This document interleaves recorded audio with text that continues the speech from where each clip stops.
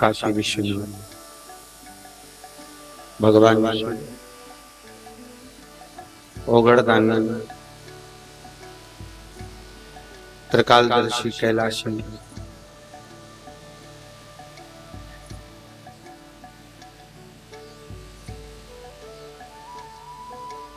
भूत भावन भूतेश्वर भगवान शिव की कृपा से मां शबरी अम्बा के इस पावन तीर्थ क्षेत्र में मां शबरी अम्बा की कृपा से पावन शिव महापुराण की कथा श्रवण करने का सौभाग्य अपन सभी को प्राप्त हुआ है।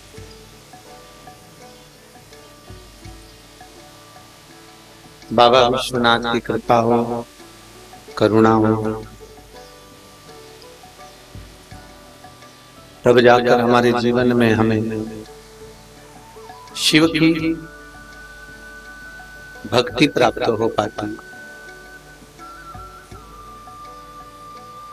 बड़े सौभाग्य का विषय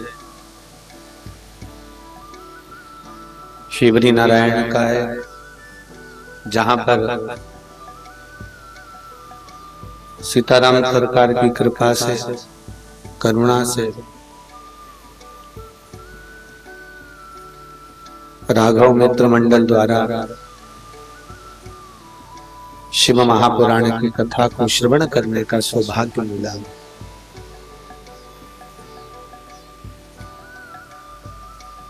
शिव की जब कृपा हो, करुणा हो और त्रिकालदर्शी कैलाशी अविनाशी जब शिव कृपा करे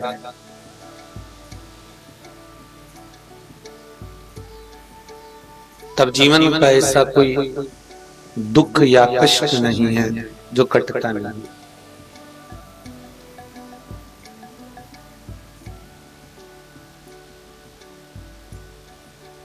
कितने हमारे जीवन में दुख तो आते हैं, तकलीफें भी आती हैं, कष्ट भी आते हैं, पर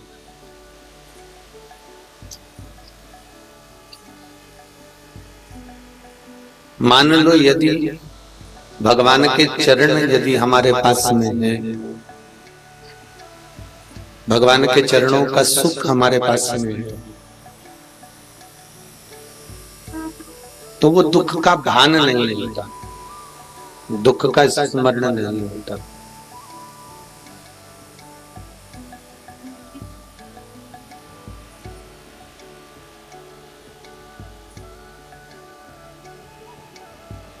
एक मानव का शरीर पाना और मानव के शरीर को पाकर भगवान की भक्ति को कर लेना। देखो, दो कारणों से मनुष्य का शरीर मिला है, एक तो भगवान का भजन करने के लिए और दूसरा कर्म का भोग हो।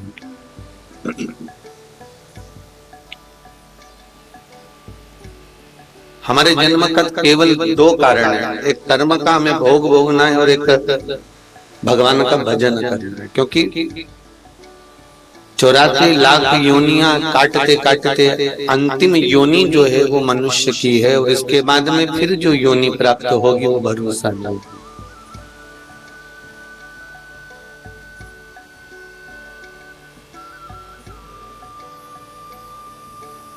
उसका कोई भी भरोसा नहीं कि वो कौन सी योनि हमको वापस मिल रही है। पर यदि हमने अपने जीवन में कोई सत्कर्म करा है, हमने अपने जीवन में कोई अच्छा कर्म करा, तो ये तो पक्का है कि हो सकता है कि वापस मनुष्य की देह में मिल जाए।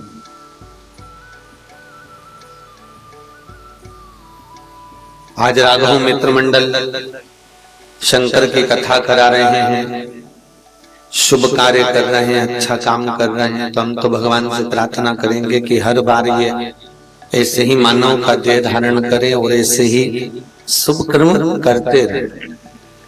ये अच्छे कार्य करने में पीछे ना आए।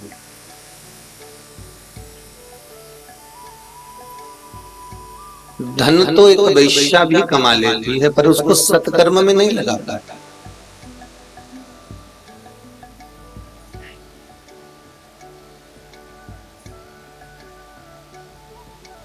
कमा लेना एक अलग प्रश्न, पर उस कमाई का सदुपयोग करना एक अलग बात।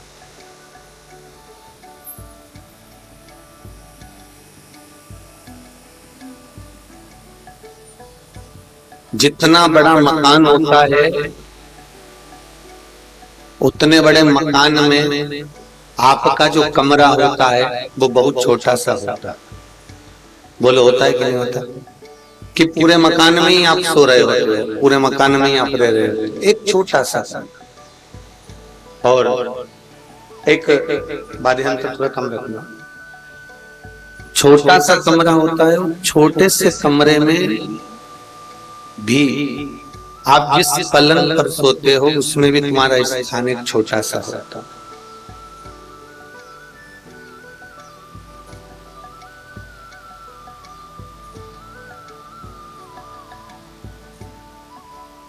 और उस इतने बड़े मकान में एक छोटा सा स्थान तुम्हारा है, वही स्थान में आप रहते हो, सोते हो, स्नान कर लेते हो, वापिस अपने कर्म में लग जाते हो। फिर उस कमरे को त्याग कर अगर कहीं जाते हो तो एक छोटा सा ताला लगा कर चले जाते हो। अभी भी आए होगे तो ताला लगाया होगा। और जितना बड़ा मकान उससे छोटा तुम्हारा स्थान, और उससे भी छोटा दरवाजे पर एक ताला, और ताले से भी छोटी है एक चाबी,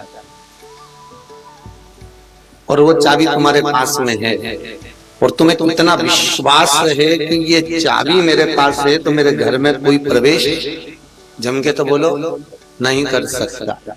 जितना विश्वास तुम्हें अपनी ताले की चाबी पर है कि चाबी मेरे पास है, जब तक कोई अलमारी नहीं खोल सकता, चाबी मेरे पास है जब तक कोई घर में प्रवेश नहीं कर सकता, उसी तरह शिव पुराण रूपी चाबी जब तक तुम्हारे पास में है, संसार का कोई दुख तुम्हें प्रवेश नहीं करता। अगर शिव पुराण की चाबी तुम्हारे पास में है तो दुख प्रवेश कर ही नहीं सकता।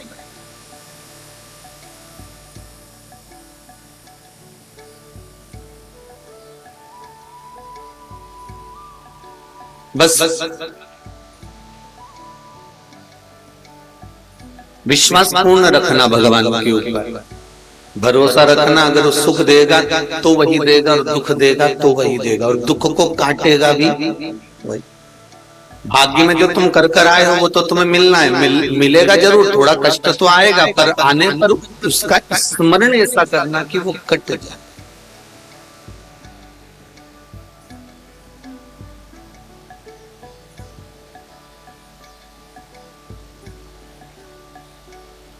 और जिस समय वो कहे ना, वैश्य है मंगल मंगलकारी, शमशान वासी हमारा। भगवान आपका जो स्वरूप है, एक वैराग्य को उत्पन्न करने वाला, और वैराग्य के साथ में सुख का भान कराने वाला।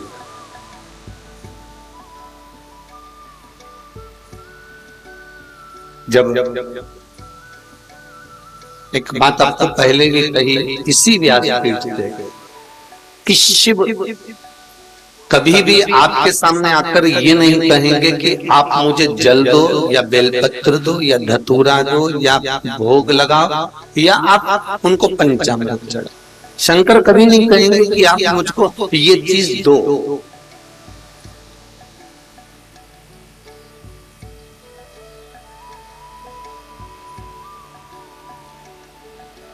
और ये शिव महापुराण तो आपको गीता प्रेस गोरखपुर की बाजार में भी मिल जाएगा। ठीक है, आप गीता प्रेस गोरखपुर की शिव महापुराण को खरीद कर लेकर आना, उसको पढ़ना। पूरी पुराण में कहीं नहीं लिखा कि आप शंकर भगवान को ये सामग्री दो। पूरी पुराण में केवल एक चीज लिखी है कि आप शंकर का भजन करो, आप शिव का स्मरण करो। जो शिवलिंग मंदिर के भीतर विराजमान है, कई लोगों ने प्रश्न किए हैं, बहुत सारे प्रश्न महाराज। उसमें एक प्रश्न आया है कि हम पशुपतिनाथ का व्रत करते हैं, क्या वो घर के शिवलिंग पर कर सकते हैं? ऐसे बहुत सारे प्रश्न हैं और उसी पूजन के विधान से जुड़ा हुआ प्रश्न है कि क्या हम उस व्रत को, हम उसके अनुष्ठान को क्या हम घर के शिवलिंग पर कर सकते हैं? पर शिव महापुराण की कथा कहती है घर का जो शिवलिंग होता है वो चलित होता है। कैसा शिवलिंग है वो? चलित। चलित का मतलब जानते हो? उसको अपने थाली में रखा, स्नान करा दिया, उसको उठाकर कहीं रख दिया, कल फिर कहीं रख दिया। इतने बड़े मंदिर में कभी तुम इधर रख देती हो, कभी उधर रख देती हो, कभी बीच में रख देती हो, तुम्हारा मन पड़ना चाहिए। कभी संक्रांति आ गई, लड्डू की प्लेट रखना है तो भगवान को पीछे भी खिसका देती है। अब तो तुम्हारा मन।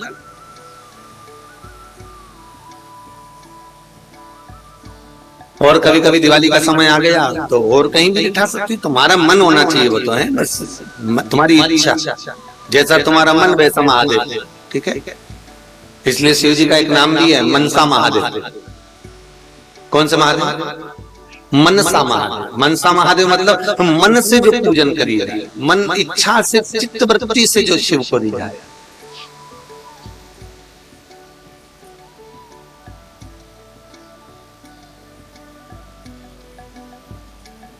मन के भीतर जिस भाव से आप भगवान को रिझा लो, भगवान वैसा।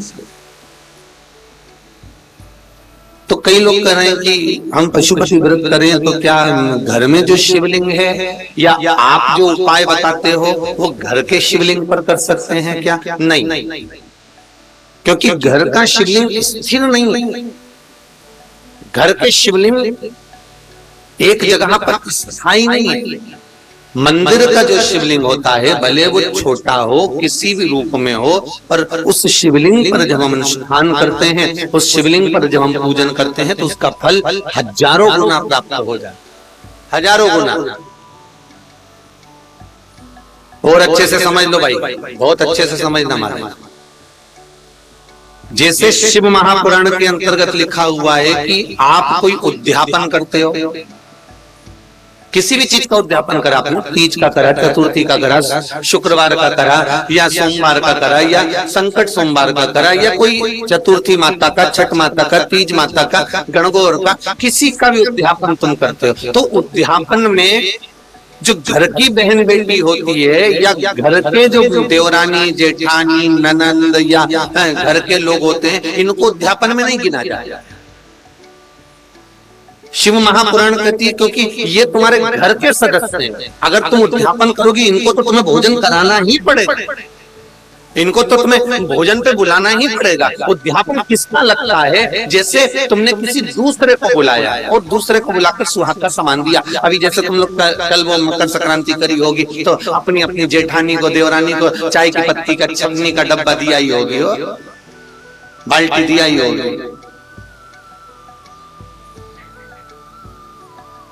तो शास्त्र कह रहा है, शास्त्र वर्णन कर रहा है, तो आपने जो बाहर अर्थात दूसरे को खिलाकर दूसरे को जो दिया जाता है उसका फल हजारों गुना हमें प्राप्त होगा, हजार।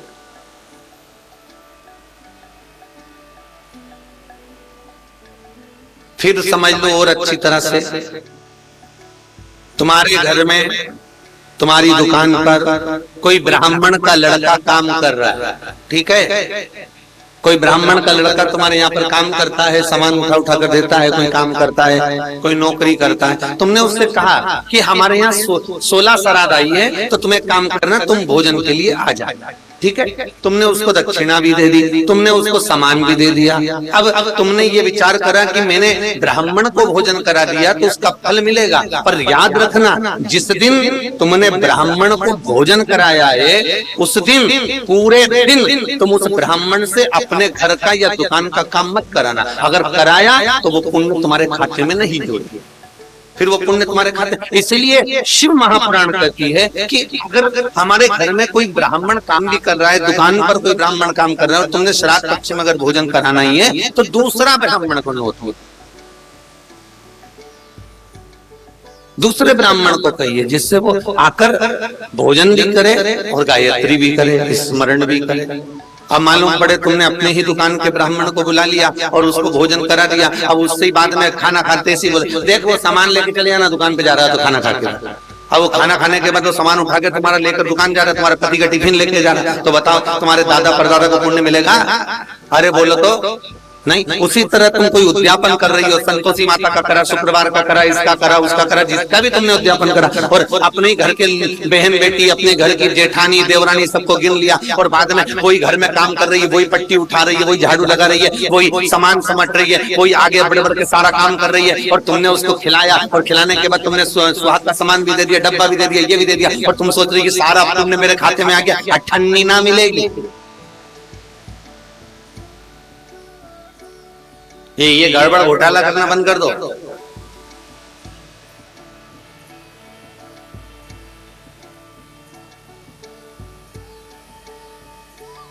और सरल भाषा में आ जाओ, क्या लिखा है शिव पुराण की विद्येश्वर संहिता में कि घर के शिवलिंग से प्रबल शिवलिंग होता है तुम्हारे क्षेत्र का शिवलिंग, घर के पास का, 4-8 घर छोड़ के 15 घर छोड़ के, उस शिवलिंग से श्रेष्ठ शिवलिंग होता है तुम्हारे क्षेत्र को छोड़कर कोई दूसरी गली, दूसरे मोहल्ला, दूसरे जगह पर।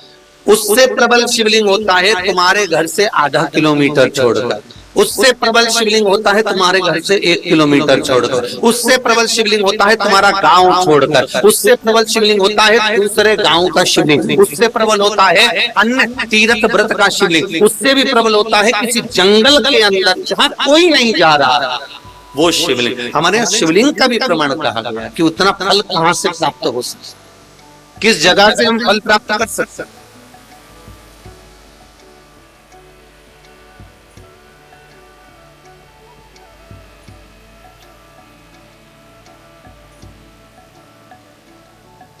और तो मन से आप भगवान को जब रिझाएं, मन से जब भगवान की आराधना करें, मन से जब आप भगवान की चित्तवृत्ति को धारण करें, तो भगवान मन से देता था। उसका नाम मनसा महादेव, वो मनसा महादेव महाराज शिव पुराण कह रही है, शंकर की कथा कह रही है, बाबा भूत बाबा न भूतेश्वर का चरित्र करा कि आपकी चित्तवृत्ति से आप भगवान को रिझाओ। और भगवान ये नहीं कह रहा कि मुझे यही वस्तु लाकर दे,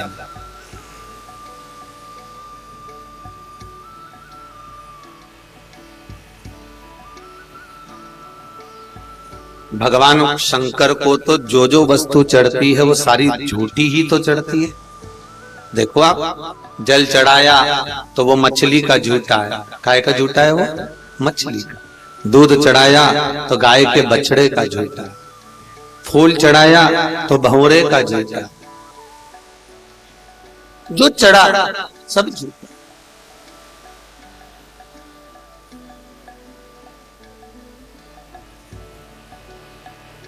पर शिव कथा कहती है इन झूठी वस्तुओं के साथ में एक चीज अच्छी चढ़ती है, वो है आपका स्नेह, आपका प्रेम, आपकी करुणा, आपकी वात्सल्य, वो शिव को चढ़ रहे। इसलिए रामचरितमानस में कहा निर्मल मन जम के बोलिए सो मोही।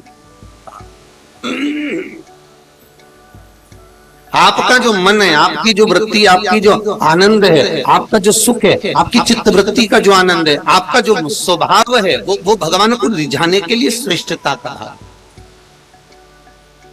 तो पशुपति अगर व्रत कर रहे हो, कोई उपाय आपको यहाँ व्यासपीठ से बताया गया है, तो उस उपाय को आपको मंदिर के शिवलिंग पर धारण करना,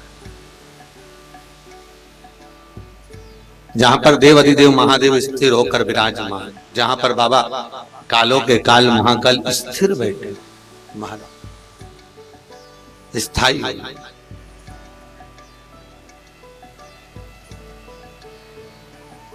बहुत सुंदर बात है महाराज।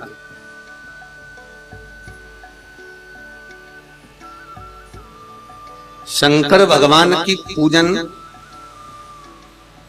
शिव जल्दी श्रवण करें शंकर हमारे मन की मनोकामना जल्दी सुने।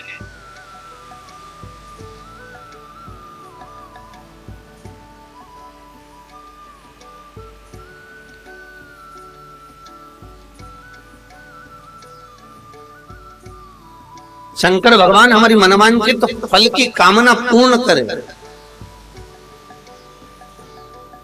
वो कौन सी जगह, कौन सा स्थान, किस जगह पर, किस दिशा में हम शंकर को एक लोटा पानी चढ़ा दें या कोई वस्तु भी हम शिव को समर्पित कर रहे हैं, तो वो कौन सी दिशा में बैठकर करना चाहिए कि जहां बैठकर शिव हमारे मन की बात स्वीकार कर रहे।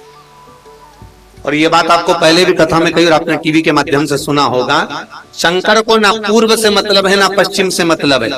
शंकर के लिए दक्षिण में बैठिए और उत्तर का मुख कर कर जो आप शंकर को चढ़ाएंगे, शंकर उसे स्वीकार करेगा और आपकी मनोवांछित कामना पूर्ण हो जाए।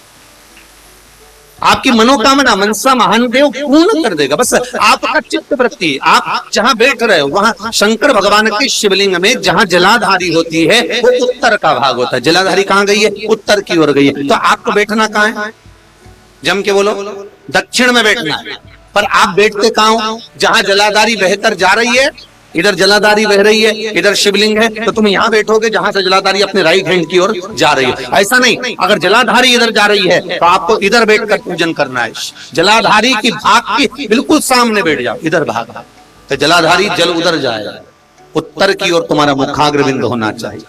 और जब उत्तर की ओर मुखाग्रविंद कर क्यों? क्योंकि पूजन में हम गलती करते हैं। पूजन आप अच्छी करते हो, दिया भी लगाते हो, अगरबत्ती भी लगाते हो, धूप बत्ती भी लगाते हो, पानी भी चढ़ाते हो, बेलपत्र भी चढ़ाते हो, सब अच्छा काम करते हो। उसके बाद भी आप कहते हो कि भगवान हमारे नहीं सुनता। तो नहीं सुनता, उसका कारण क्या है? मतलब खाना खाना था, चाय पीना था मुख से और चाय डाल ली। अरे बोलो तो जम के कानून, तो बताओ असर करेगी चाय? अरे बोलो तो जरा। नहीं, कोई कानों में चाय डाल ले और स्वाद भी बताए बहुत जोरदार, अच्छी अदरक अच्छी जा रही है और दमदारी से, तो कोई स्वाद आएगा? कानों में जो स्वाद नहीं आ सकता। आपने भले चाय डाल ली हो कानों के, नासिका में डाल ली, उससे कोई स्वाद की भाव नहीं हो सकता।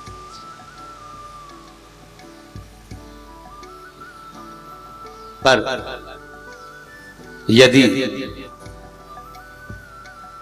आप चित्त वृत्ति से, मन से, हृदय से, आपको कोई स्थान शिव महापुराण में जो कहा गया है कि हमको अगर शंकर की आराधना करना है तो हमें दक्षिण में बैठकर उत्तर की ओर मुख कर कर शिव की आराधना करना, उसका फल हमारे लिए अधिकता में प्राप्त, अधिक।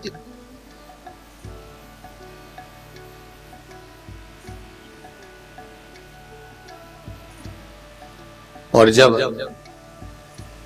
हम शिव को, एक बहुत सरल सी बात है, ध्यान दीजिएगा, इसमें भी कुछ प्रश्न हैं।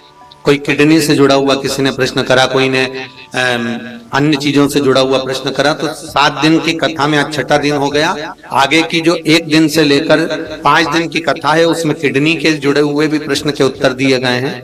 लकवे के लिए भी उत्तर दिए, इसमें लकवे के लिए भी लिखा है। तो लकवे के लिए भी आपको अभी कल भी वर्णन किया था, परसों भी वर्णन किया था, आप वो उपाय जरूर करिए। महाराज नेत्र के लिए शिव महापुराण की कथा कर रही है। महाराज भगवान शंकर का जो शिवलिंग है और शंकर भगवान के शिवलिंग के सम्मुख में उत्तर के भाग में जो जल बहता है उसके बीच में एक मोटी सी लाइन होती है जिसका नाम हमने पहले भी कहा अशोक सुंदरी। शंकर भगवान की 6 लड़कियों में से 5 लड़कियों का नाम है जया, विषहरा, सामरीवारी, दोतली, देव, और शंकर जी की 6ठी लड़की है अशोक सुंदरी। महाराज ये अशोक सुंदरी का जन्म काशी में हुआ था, जिस काशी का नाम पहले नंदनवन था। क्या नाम था? नंदनवन।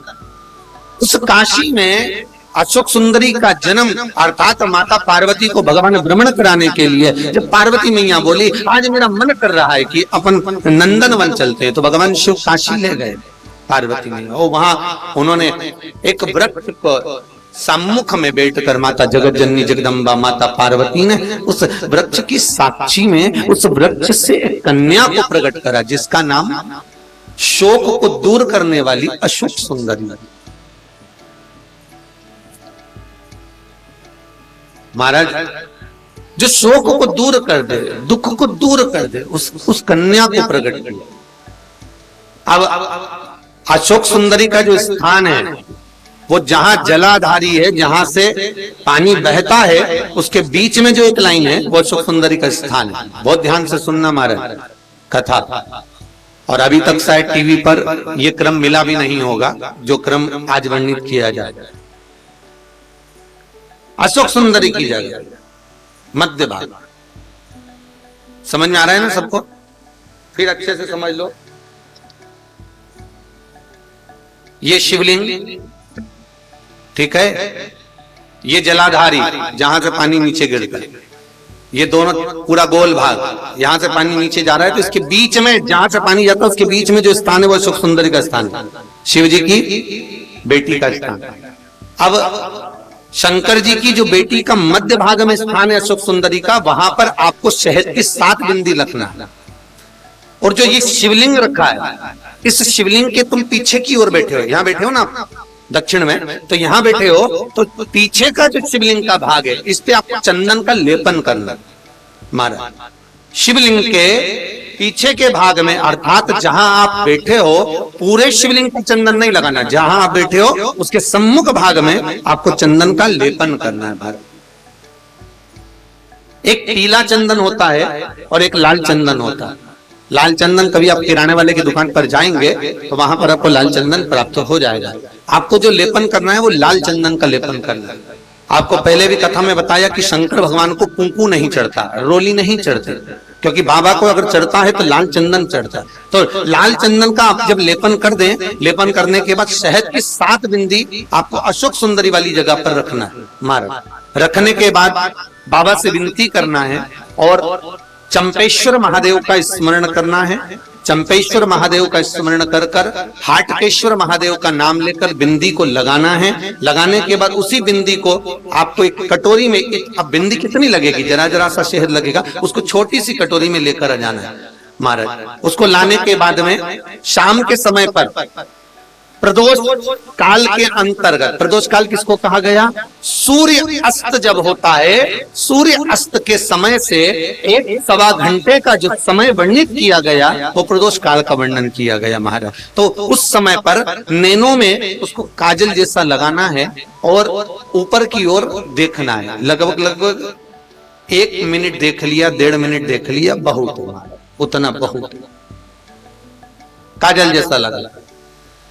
एक कटोरी में जो तुमने चंदन लगाया है उस चंदन को निकाल कर लाना है और आंखों के नीचे भाग में उसको समर्पित करना है। महाराज ये 2-3 चीजों में काम आता है। एक तो नेत्र की ज्योति बढ़ाने के लिए, जो चश्मे वाले नंबर हैं उसको उतारने के लिए। दूसरा, नेत्रों के नीचे जो कालापन आ जाता है उसको मिटाने के लिए इसका प्रयोग किया जाता है। महाराज तीसरा, इस शहद का प्रयोग नारी के जो रजो धर्म से जुड़ी हुई तकलीफें होती हैं, नारी के रजो धर्म से जुड़ी हुई जो प्रॉब्लम होती है, उसमें भी ये शहद काम आता है। महाराज इस शहद का केवल प्रदोष काल के समय इसको चाट लिया जाता है, तो उससे भी नारी के जो रजो धर्म से जुड़े हुए प्रॉब्लम होती है उसमें भी उसको अंतर जाता है। तो हाटकेश्वर महादेव और दूसरा जम के बोलिए चंपेश्वर महादेव, इसका स्मरण आपको करना है। इसको धारण कर कर आप सुख को प्राप्त कर। तो भगवान शिव देने वाला है, बस आपको प्राप्त करने का एक स्थान, शंकर को रिझाने की एक जगह, शिव को प्राप्त करने का एक स्थान होता है जहां से हम शिव को प्राप्त कर सकते हैं, जहां से हम शंकर को प्राप्त कर सकते हैं। क्योंकि हम भगवान को रिझा रहे हैं, ऐसा नहीं कि आप नहीं रिझा रहे, आप तो व्रत भी करते हो। बोलो करते हो कि नहीं करते? सारे व्रत करते हैं।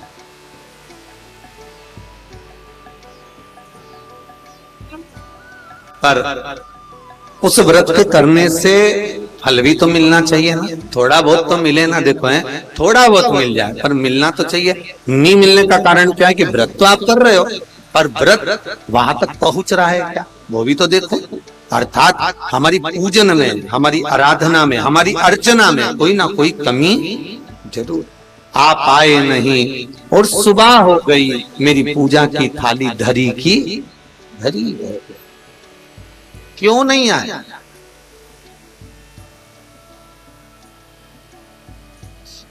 भगवान क्यों नहीं रीस?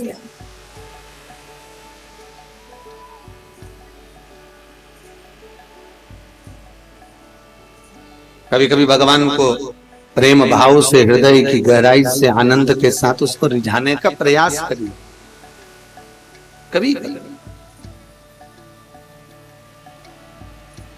और जब आप हृदय चित्त से भगवान को रिझाओगे, भगवान मिलेगा, भगवान प्राप्त होगा।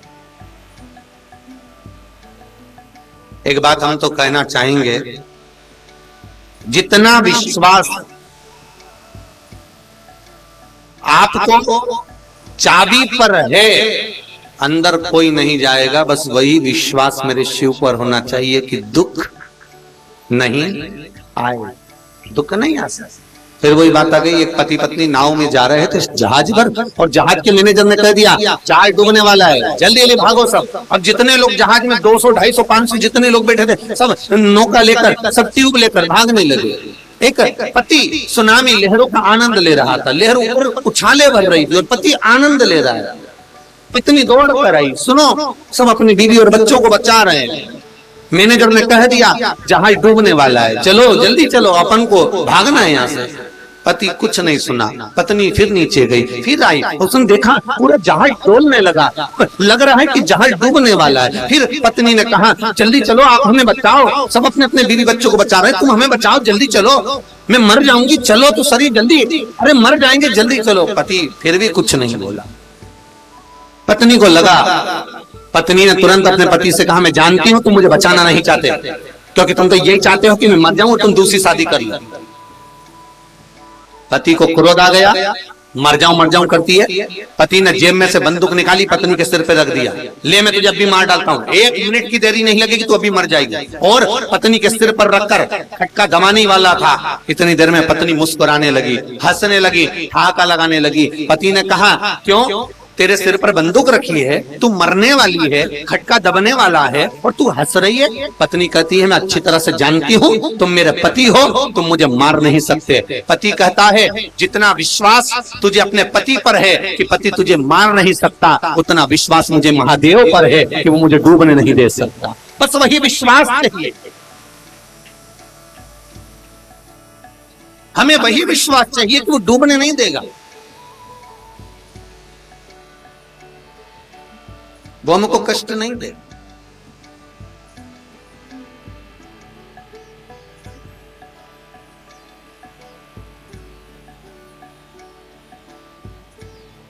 महाराज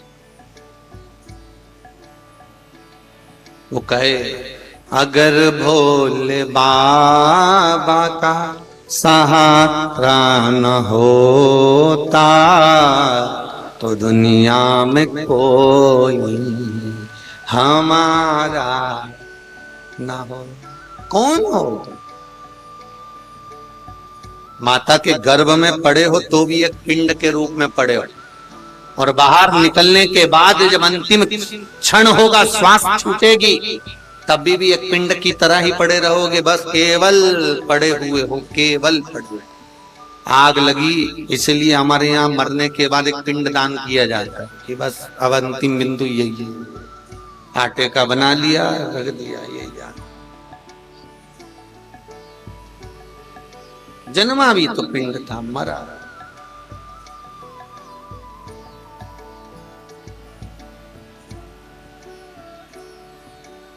और हमने पूरी जिंदगी, पूरा जीवन, देखो एक अंदाजा लगाना, आप कभी कभी एकांत में बैठकर कभी विचार करना, आपके मन से विचार करना, हमारे कहने से नहीं, कभी विचार करिए कि पूरा जीवन हमने कहाँ गवा, कितनी अच्छी जिंदगी है, कितना अच्छा सा। बचपन खेल में खोया, जवानी नींद भर सोया, बुढ़ापा देख कर रोया, सिराने मौत हंसती है। अंतिम बिंदु में जब सैया पर पड़े होगे श्वास आखिरी चल रही होगी। शास्त्र कहता है, श्रीमद् भागवत कथा कहती है, गज और ग्राह का चरित्र कहता है कि हाथी के पांव को मगर जब पकड़ लेता है, आपने तो भागवत सुनी होगी, हाथी के पांव को जब मगर ने पकड़ लिया, ग्रह ने पकड़ लिया, छूटता नहीं है। परिवार वाले, नाते, रिश्तेदार, कुटुंबी, कबीले सब पास में आ गए, हाथियों का झुंड पास में आ गया, वो छुड़ाना चाह रहा है तो भी नहीं छूट रहा।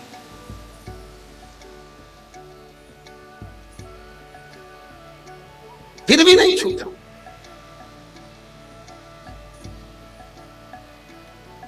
कितना प्रयास किया गया तो भी नहीं छूटा। फिर क्या हुआ? भागवत सुनिए ना, फिर आखिरी में क्या हुआ था? किसको बुलाया था उसने? भगवान।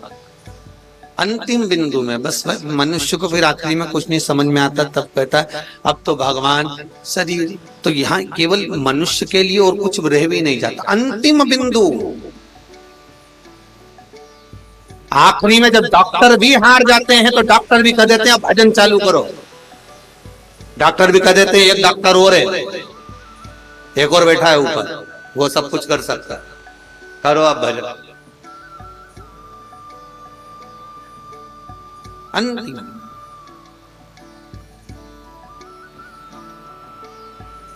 जब कोई नहीं बुलाया, कोई नहीं आया, बस यही कि यही हाथी वाली कथा अपने साथ है।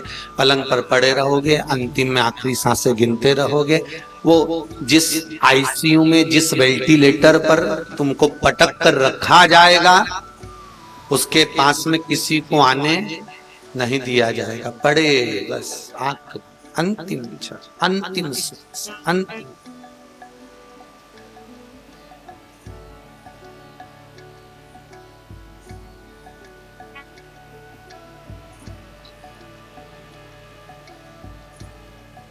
और जब कोई ना आए तब उस परमात्मा का स्मरण करें, उस भगवान का स्मरण। हे त्रिकालदर्शी, हे कैलाश, हे शंभु। तब वो हाथी के लिए, गज के लिए जैसे भगवान करुण को छोड़कर आए, आपके लिए भी परमात्मा आए। हमारे बीच में संत सदगुरुदेव पधार रहे हैं।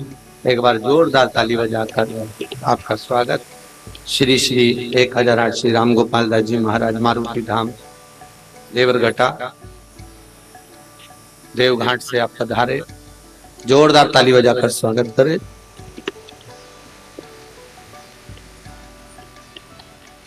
स्वागतम गुरुदेव का, स्वागतम गुरुदेव का, स्वागतम गुरुदेव का, गुरुदेव का, स्वागतम गुरुदेव का, शरणागतम गुरुदेव का, स्वागतम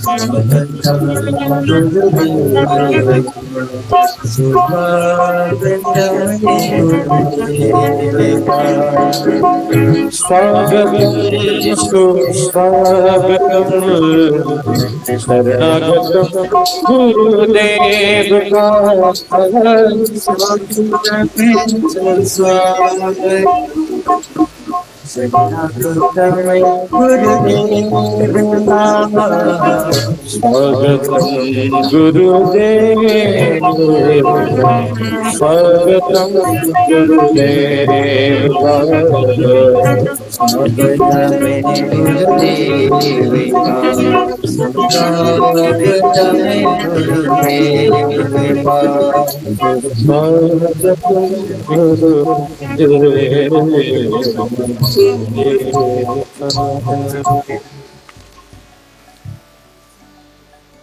भगवान शिव को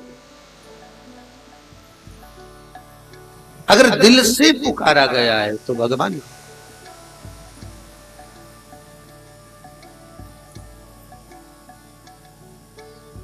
से पुकारा गया है तो भगवान मिलेगा। अंतिम क्षण में भी अगर कोई साथ दे सकता है तो वो यहीं रहने वाला, कोई दूसरा नहीं।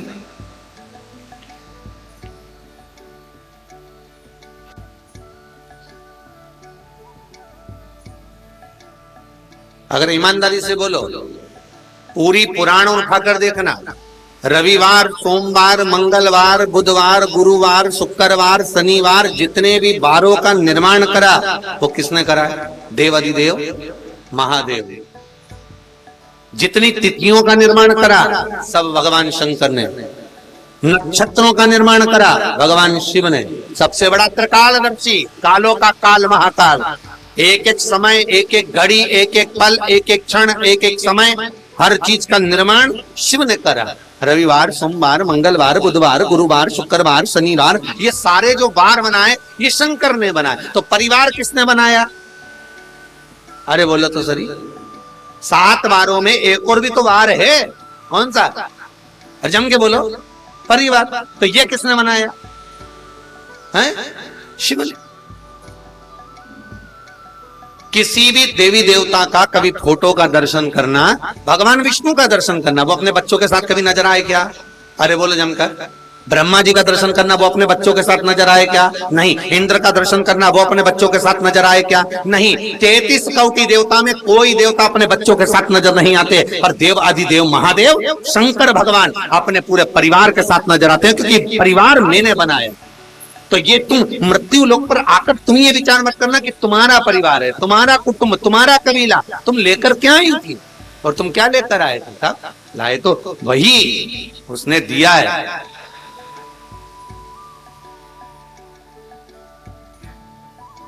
उसका हमारा है क्या? अरे मुट्ठी बांधे आया जग में, हाथ पसारे। परंतु यहाँ शिव पुराण तो करे ऐसा है ही नहीं, हम तो लेके भी जाएंगे। किसी पुराण में नहीं लिखा कि लेकर जाओगे, पर शिव पुराण कर लेकर तो जाएंगे, खाली तो नहीं जाएंगे। तो क्या लेकर जाएंगे? तो कहा पूंजी नहीं ले जा सकते। ये गाड़ी, ये बंगला, ये जमीन, ये जायदाद, ये फ्रिज, ये कूलर, ये वॉशिंग मशीन, ये दुकान, ये जमीन, ये जायदाद, हम पूंजी नहीं ले जा सकते। अच्छे से अच्छा कितने ही आ गए, कितने ही मर के चले गए, और कितने ही करोड़पति, अरबपति, ढेर, कोई पूंजी लेकर नहीं गया। पर इतना याद रखना, हम पूंजी नहीं ले जा सकते, पर पूंजी का पुण्य बनाओ तो पुण्य तुम्हारे साथ जा सकता है। पूंजी नहीं जाएगी पर पुण्य चले जा, और वो पुण्य बनाने की कला तुम में आना चाहिए। पहले के लोग तीर्थ करने जाते थे तो लकड़ी लेकर नहीं जाते थे, लकड़ी का कोयला बना ले जाते थे। क्या ले जाते थे? लकड़ी का कोयला। कोयला हल्का रहता था, लकड़ी भारी रहती थी। लकड़ी का कोयला थोड़ा सा बांधा, लेकर चल दिया, आग लगाई, उन्होंने काम में ले लिया। तो लकड़ी लेकर नहीं, कोयला लेकर जाना। उसी तरह हमें पूंजी लेकर नहीं जाना। ना तो हम फ्रिज ले जा सकते हैं, ना वॉशिंग मशीन ले जा सकते हैं। हो सकता है कि शिवरी नारायण वाले ले जाएं, तो नहीं हो सके। यहाँ लोग हो सके इतनी आसक्ति हो, गाड़ी मेरी है, ये पूरा क्षेत्र मेरा, इतनी एकड़ जमीन मेरी, ये जायदाद मेरी, ये संपदा मेरी, ये सत्ता मेरी, तो हो सकता है कि लेके जा। पर यहाँ तो नहीं लिखा रे दादा। हमारे यहाँ तो शिव महापुराण करे कि पूंजी का पुण्य बनाओ, खूब सत्कर्म करो, भजन करो, दान करो, स्मरण करो, कीर्तन करो, नाम जाप करो। ये पुण्य घटेगा नहीं, तुम्हारे साथ में जाएगा। और जब ये पुण्य तुम्हारे साथ में जाएगा तो तुम्हारे लिए रास्ते सुलभ करता हुआ चले जाएगा। वो पुण्य तुम्हारे बीच में होना चाहिए।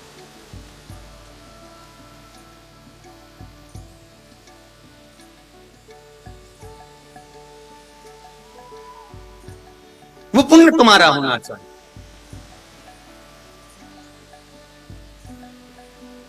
सवेरे 8 बजे से रात को 10-10 बजे तक दुकान से फुर्सत नहीं मिली। पत्नी भी एक बार नहीं पूछ रही क्या करते रहते हो 10 बजे तक, प्रेम से 2 रोटी नहीं खा पा रहे।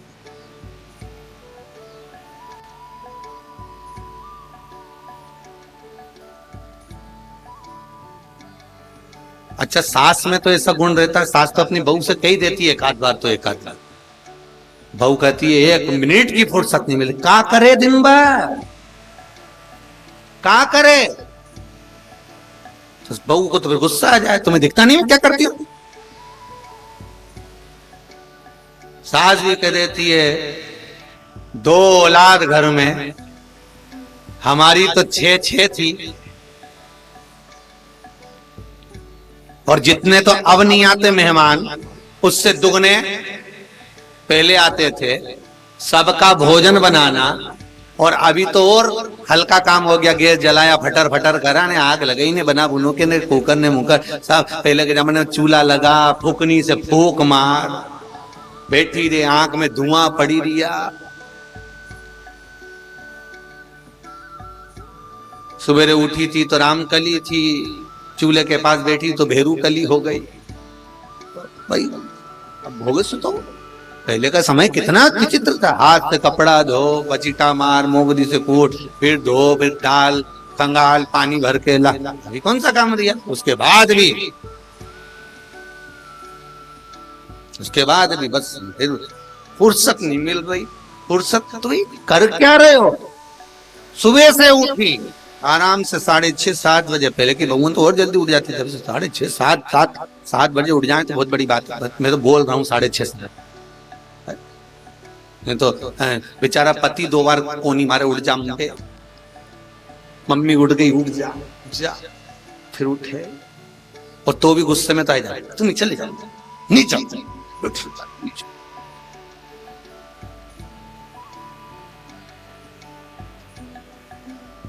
और जब भी सवेरे से उठेगी ना तो एक ही बात कहेगी, सिर दुख रहा। बस शुरू बात हो गई सवेरे से। कभी जिंदगी में कभी मुंह से नहीं बोली कि आज मेरे को अच्छा, कभी बस उठ रही कमर। भगवान, एक दिन पति ने कह दिया, गला नहीं दुख रहा है, एक आध दिन दुख, उठ जाए सो। बेचारी बूढ़ी अम्मा उठ के काम वाम में लग के सब काम करना चीत कर लेगी। ये आराम से 8 बजे उठी, नहाई धोई, बच्चे बच्चियों को कूटा काटी करी, क्योंकि ये कोई बच्चे बच्ची बस जरा सा कुछ हरकत कर दे, ये कूटना चालू कर दे, इसको गुस्सा घना है। 10-11 बजे रसोई घर में जाए, 12:30-1 बजे तक भोजन बनाए, सबको भोजन कर।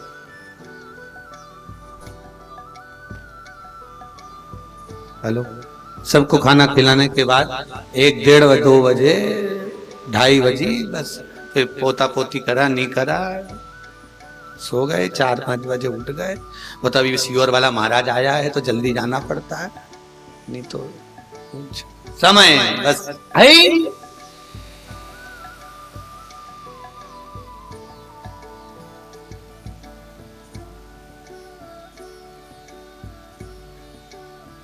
ही नहीं समय। पहले की बुजुर्ग माताएं काम भी करती थी, सबको संभालती भी थी, और भगवान का भजन भी, स्मरण भी कर, नाम जाप भी। तो परिवार किसने बनाया? जम के बोलो जरा, शिव जी। तो तुम्हारा परिवार है क्या? तुमने बनाया है क्या? नहीं। विवाह किसने कराया? शंकर ने। जन्म किसने दिया? शिव ने। अच्छे घर में भेज दिया शंकर ने। उसको धन्यवाद दो भोलेनाथ को, तूने अच्छी कृपा करी, अच्छा घर दिया, परिवार दिया, कुटुंब दिया, अच्छा कुल दिया, अच्छा गांव दिया, अच्छा नगर दिया, अच्छी बस्ती दी, अच्छा पति पुत्र परिवार पत्नी सब अच्छा दिया, ये तेरे को धन्यवाद। और अगर किसी भिखारी के घर में पैदा कर देता तो झगड़ा करने ऊपर जाते कि तुमने भिखारी के घर में पैदा कर दिया, या किसी का हाथ पैर टेढ़ा करके भेज देता, एक हाथ आंख निपटा के भेज देता तो, अरे बोलो तो क्या ऊपर झगड़ा करने जाते? नहीं। उसने जो दिया वो बहुत दिया, उसको साधुवाद को धन्यवाद दो। जरा जरा सी बात में रोने मत बैठ जाओ, भगवान बड़ा दुख दे दिया, भगवान के अच्छा खासा क्या नहीं दिया, मतलब कुछ भी तो नहीं है, भगवान बहुत गरीब है। भगवान ने कहा बता 1-1 लाख 2-2 लाख की तो किडनी दे दी, बेची आ जा। 1-1.5 लाख की 1-1 आंख दे दी, बेचिए, अभी हॉस्पिटल में पैसा मिल जाए। यूं ही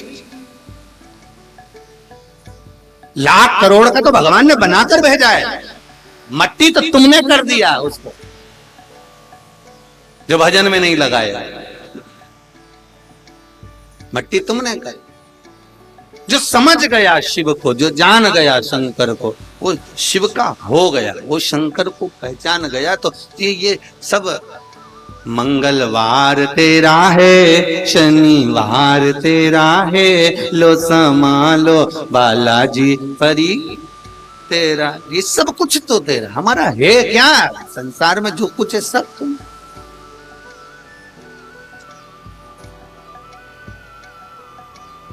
छोड़ दो उसको, एक बार तुम्हारा है, तुम संभालो।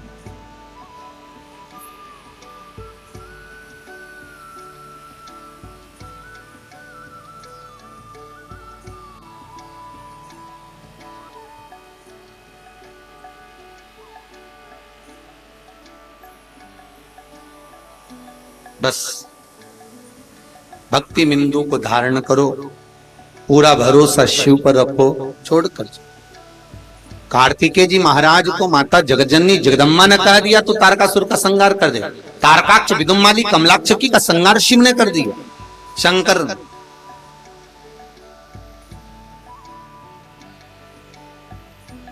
समय आया है, भगवान भूत भावन भूतेश्वर मेरे शंकर आनंद के साथ विराजमान। तभी शिव महापुराण की कथा कहती है,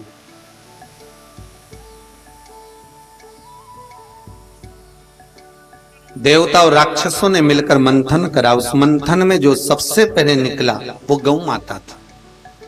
क्या निकली है मंथन में? गाय। कितनी गाय निकली? 5। सुरभि, सुशीला, बहुला,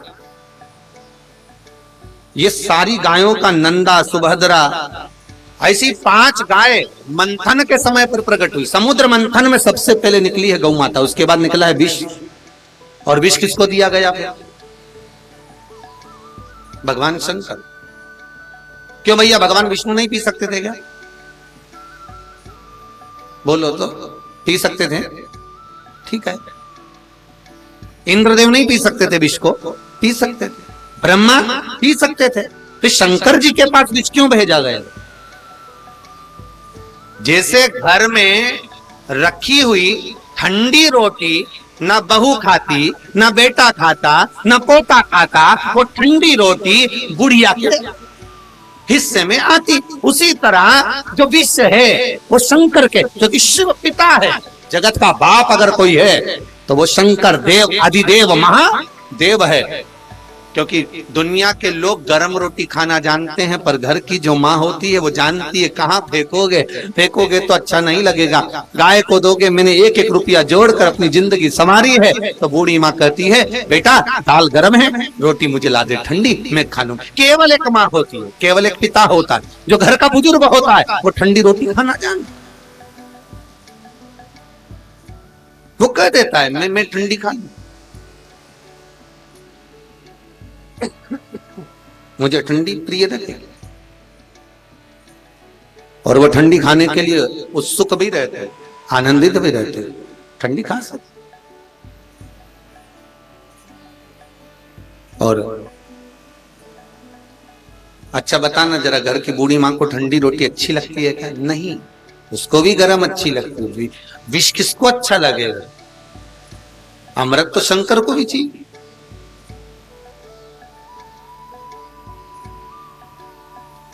पार्वती जी ने तो इस चीज के लिए बहुत विरोध भी किया कि अच्छी बात नहीं है आप विष पी रहे। शंकर भगवान से यदि पार्वती जी ने कहा कि तुम विष पी रहे, मुझे अच्छा नहीं लग रहा है, आपको कुछ हो गया तो शंकर भगवान बोले गटकूंगा ही नहीं, नीचे ही नहीं उतारूंगा, यहीं की यहीं धरे रहूंगा। तो पार्वती जी बोली ऐसा कोई होता है कि यहीं की यहीं धरे रहोगे? शंकर भगवान ने कहा पार्वती तू याद कर, मैं कहां रहता हूं? पार्वती जी बोली विश्राम घाट में रहते। और कहां रहते? शमशान को क्या कहते हैं? अरे जम के तो बोलो, विश्राम घाट। पार्वती कहां रहता हूं मैं? पार्वती जी बोली विश्राम घाट में। शंकर जी बोले आज वही तो सिद्ध करना है। कंठ पर विष, मुख में राम, हो गया। अरे बोलो तो जम के, विश्राम। कंठ पर विष भरा हुआ होगा और दिन प्रतिदिन मेरे मुख से जब राम निकलेगा तो विश्राम तो होगा। आज मैं सिद्ध कर दूंगा कि मैं विश्राम घाट पर रहता हूं। और विष पीने पर तुम्हें कुछ हो गया तो शंकर भगवान बोले ऐसे कैसे हो जाएगा, कैसे हो जाएगा? नहीं नहीं, मैं तुम्हें पीने नहीं दूंगी। शंकर भगवान बोले पार्वती देख, संसार के हित के लिए, अपने इन बच्चों के कल्याण के लिए माता पिता को तो विष पीना पड़ता है। अपने बच्चों की परवरिश करने के लिए माता पिता अपना संपूर्ण समय लगा देते हैं, ना कहीं जाना ना कहीं आना। अभी तो खैर स्कूलों तो ये लॉकडाउन के कारण बस बंद पड़े हुए हैं, नहीं तो कई माँ बेटियां तो मायके तक नहीं जाती छोरा छोरी की पढ़ाई के चक्कर में। भाई फोन लगाकर बोलता जी कब आएगी, बस आऊंगी राखी में, और मालूम पड़े एग्जाम का टाइम आ गया, नहीं गई।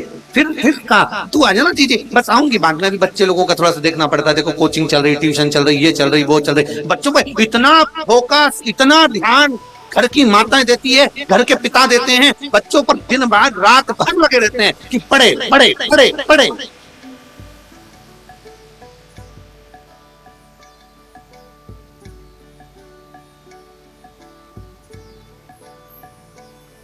अपनी पूरी जिंदगी समर्पित कर दी माता पिता ने उस बच्चों के लिए। फिर वही वाली बात आ गई, डॉक्टर बनाओ, इंजीनियर बनाओ, सीए बनाओ, कलेक्टर बनाओ, तुम्हारी मर्जी पड़े बच्चों को वो बनाओ, पर उससे पहले संस्कारित बना लो।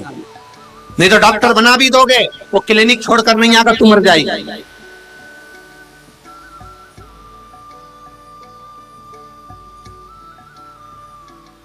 सब कुछ बनाओ, पर उससे पहले संस्कारित बनाओ।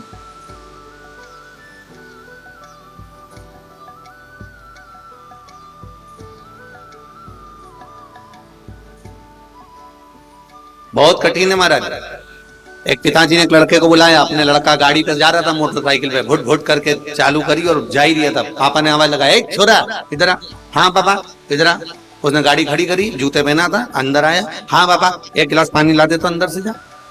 छोरा अंदर गया, मम्मी पापा में रत्ती भर की अकल नहीं है, मैं जा रहा था और मुझे बुलाकर कह रहे हैं कि पानी ला के दे रहे, तुम नहीं दे सकती हो? मम्मी पापा को एक गिलास पानी दे देना। और बेटा भुट भुट करा, मोटरसाइकिल लेके चले गए। माँ पानी लेकर आ गई, लो पानी पी लो।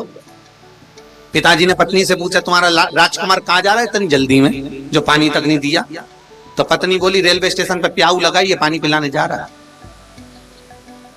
घर में बाप को पानी नहीं पिला रहा और स्टेशन पे प्याऊ लगा रहा। ये संसार है।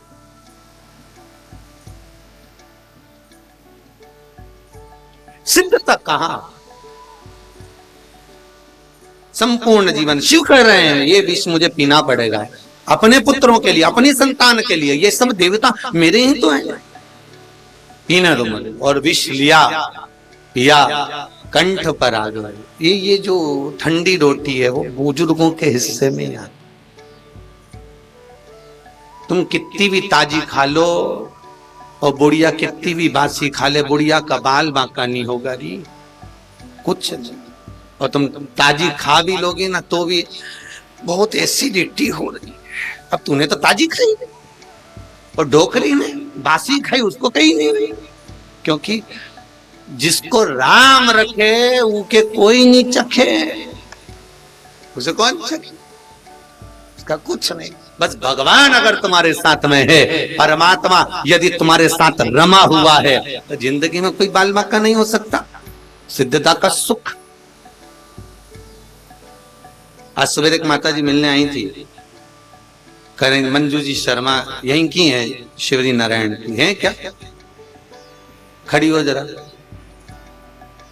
हो खड़े हो। कह रही थी, गुरुदेव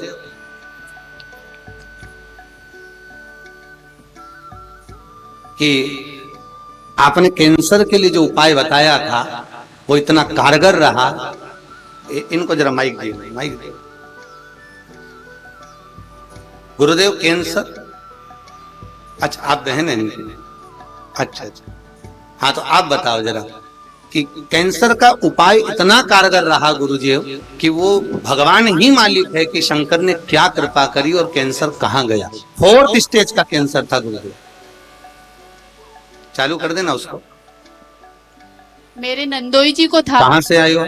मैं रायपुर से आई हूँ, सिस्टर शिवरी नारायण में है। मेरे नंदोई जी को था 4th स्टेज कैंसर बताया था। कहाँ रहते हैं? Throat cancer. वो बीकानेर राजस्थान में रहते हैं। जी। चूंकि किसी को आजकल बताने से कोई विश्वास करे या ना करे, तो मैंने मेरे मिस्टर को बोला, मैंने उपाय देखा है, आपको करना है, मैं आपको पूरी तैयारी करके दूंगी। आपने जैसे बताया, मंडे को जल में 5 बेलपत्र, चंदन, लाल चंदन, 1 शमी पत्र, 7 अक्षत के दाने डाल के मैं उनको देती थी। आप श्री शिवाय नमस्तुभ्यम का जाप करते हुए मंदिर जाएंगे, वहां अपनी कामना बोलेंगे और अशोक जी जो मेरे नंदोई हैं उनके नाम से करेंगे।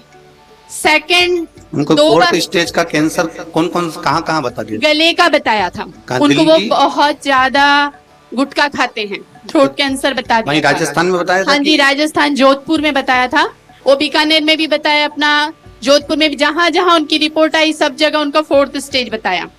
2 सोमवार हमने ये चीज उपाय किया।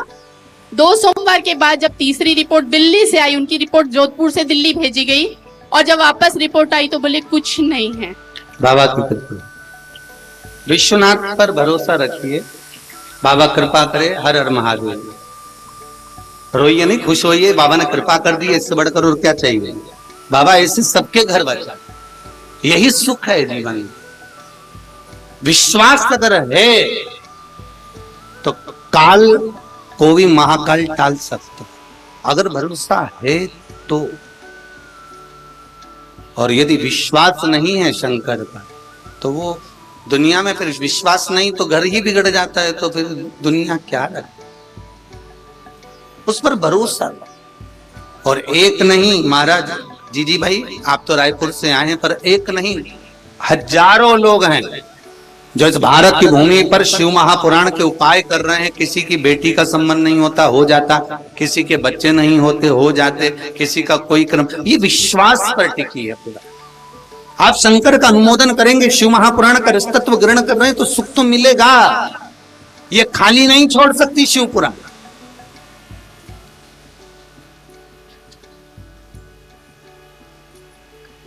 कहे तेरे दरबार की बाबा निराली शान देखी है, तुझे देते नहीं देखा पर झोली भरी देखी है।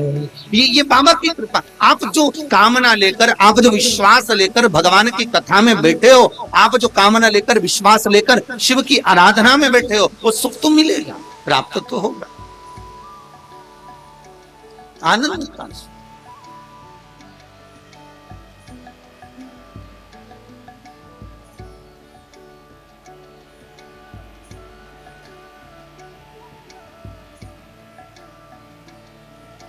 एक भिलाई से कोई रामकृष्ण जी आए हैं, अगर हो तो खड़े होंगे।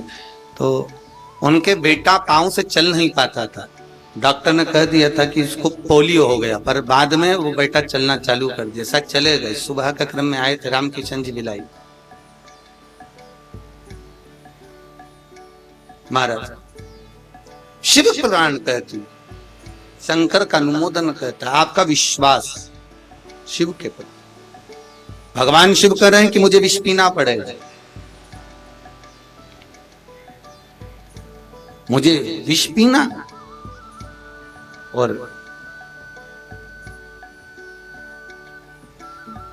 भगवान ने विष पिया, नीलकंठधारी हो गए, कैलाशी अविनाशी आनंद सुखधारी हो गए, कंठ नीला पड़ गए, जग कल्याण के लिए खुद विष पी गए।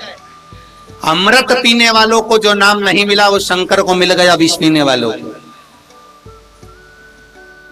जो अमृत पीते हैं वो देव कहलाते हैं, जो विष पीता है वो महादेव कहलाते हैं। विष पिया महादेव हो गए। होता है जगत में प्रसिद्धि, केवल धन पाने से प्रसिद्धि नहीं आती। आप बहुत गाड़ी इकट्ठी कर लो, बंगला इकट्ठा कर लो, खूब तुम्हारा नाम चल जाए, सारी दुनिया में तुम्हारी प्रसिद्धता हो जाए, तुम्हारे पास में बहुत धन हो जाए, बहुत दौलत हो जाए, उससे तुम्हारा नाम नहीं चलता। कभी कभी त्याग में भी तुम्हारा नाम चल जाता है। तुमने सब कुछ छोड़ दिया, उसमें भी तुम्हारा सुख हो जाए।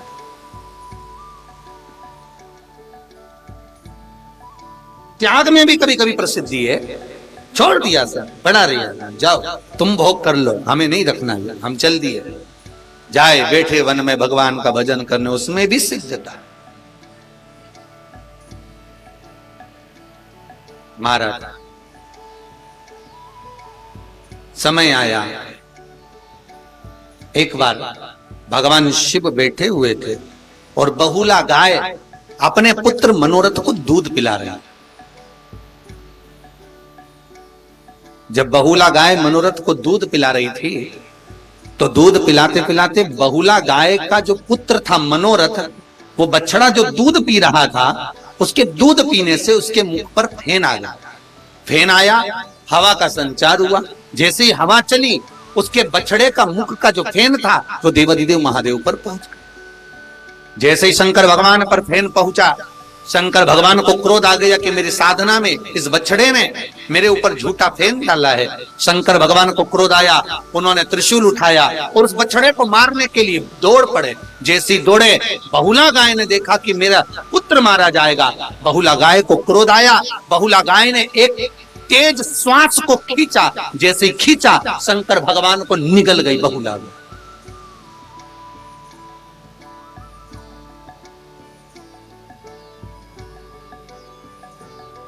भगवान शिव को निगल गई बहुला, और बहुला गाय जैसे शंकर भगवान को अपने भीतर ले गई, गर्भ में ले जाकर रख दिया शंकर भगवान को। गाय के गर्भ में भगवान शिव विराजमान हो गए। हाहाकार मच गया, देवताओं ने कहा शंकर जी कहां चले गए। सब भगवान शिव को ढूंढ रहे हैं, सभी लोग लगे भगवान शंकर को ढूंढने में, सारा प्रयास किया,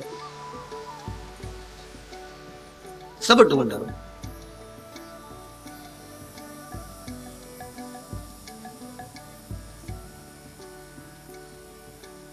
चारों तरफ हाहाकार मच गया, जहां देखो शिव को ढूंढा जा रहा है। शंकर का स्मरण किया।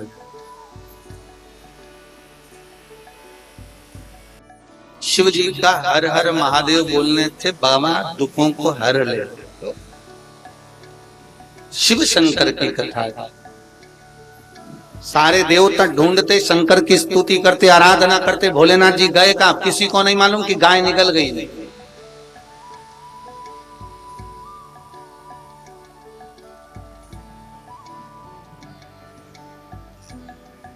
किसी को नहीं मालूम।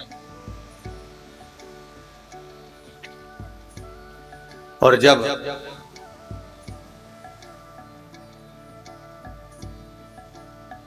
सब देवताओं ने आकर मां जगत जननी जगदम्बा से निवेदन करा, मां आपके पति हैं, आपको तो मालूम होगा कि गए कहां। आपको तो ये ज्ञात होगा ना कि गए कहां है महादेव, देवाधिदेव गए कहां, आप बता सकते हैं।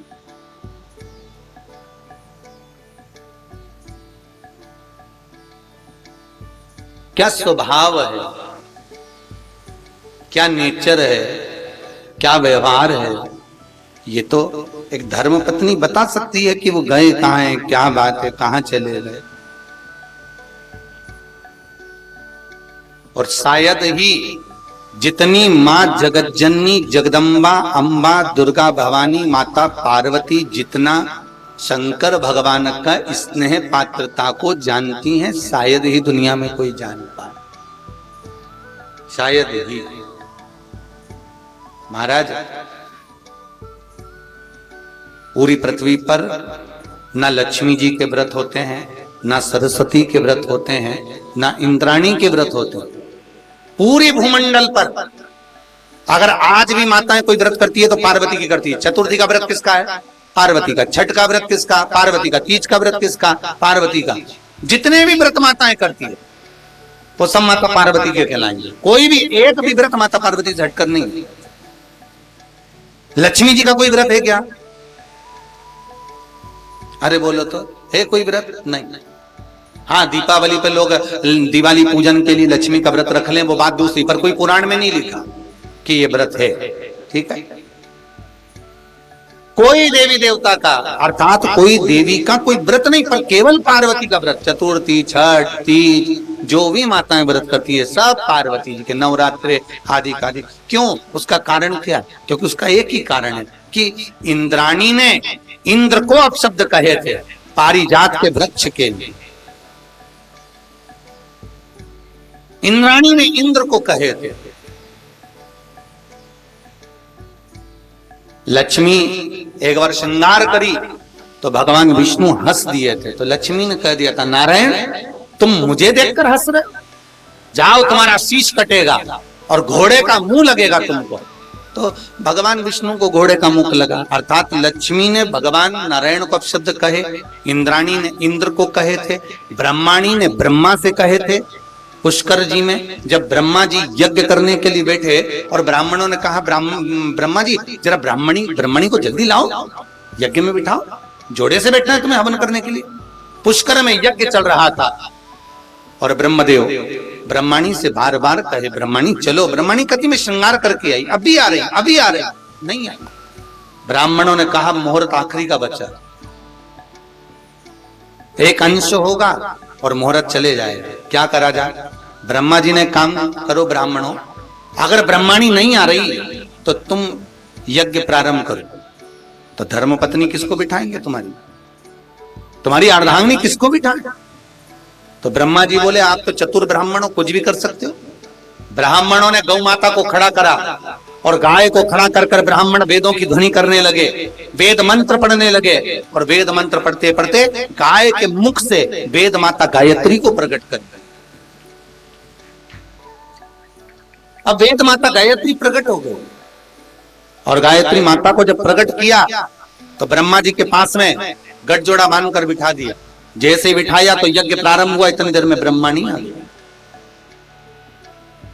और ब्रह्मणी आकर बोली, ब्रह्मणी ने कहा, ब्रह्मदेव मेरे होते हुए तुम दूसरी नारी को अपने पास बिठाए, दूसरी नारी को। ब्रह्मणी क्रोध में आ गई। ब्रह्मणी ने कहा, ब्रह्मदेव तुमने मेरी जगह पर दूसरी स्त्री को बिठाया है, मैं तुम्हें श्राप देती हूं कि पूरे भूमंडल पर कहीं तुम्हारे मंदिर नहीं होंगे।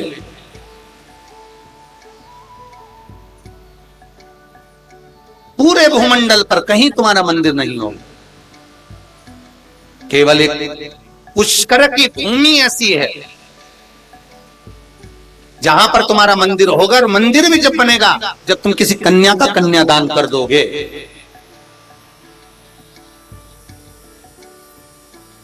ब्रह्मा जी को, ब्रह्मा जी ने विचार किया, श्राप लगा है। देव ऋषि नारद से कहा कि नारद तुम ध्यान रखो, कोई कन्या का कन्यादान कर लो।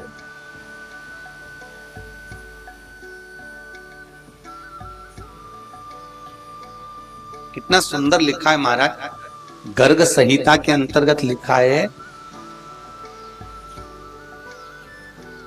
बेटा भाग्य से होता है और बेटी सौभाग्य से होती है। भाग्य को 100 गुना करना पड़ता है तब बेटी का जन्म होता है। क्यों कहा ऐसा? चिरंजीवी, और इधर लिखा रहता सो मतलब सो भाग्य से।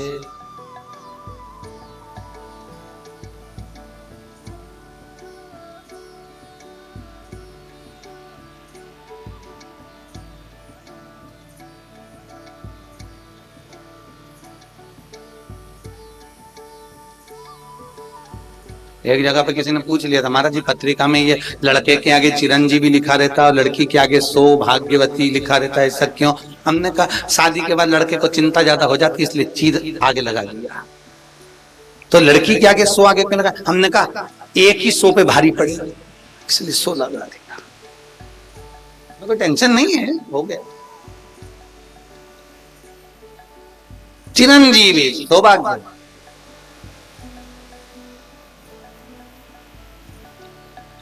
पद्म पुराण कहती है कन्या का जो जन्म होता है या कोई व्यक्ति कन्या का कन्यादान करता है, महाराज 94 नरक में से 32 नरक ऐसे होते हैं जो कन्यादान करने पर वो नरक कट जाता है। मात्र कन्यादान करने पर 32 नरक कट जाता है।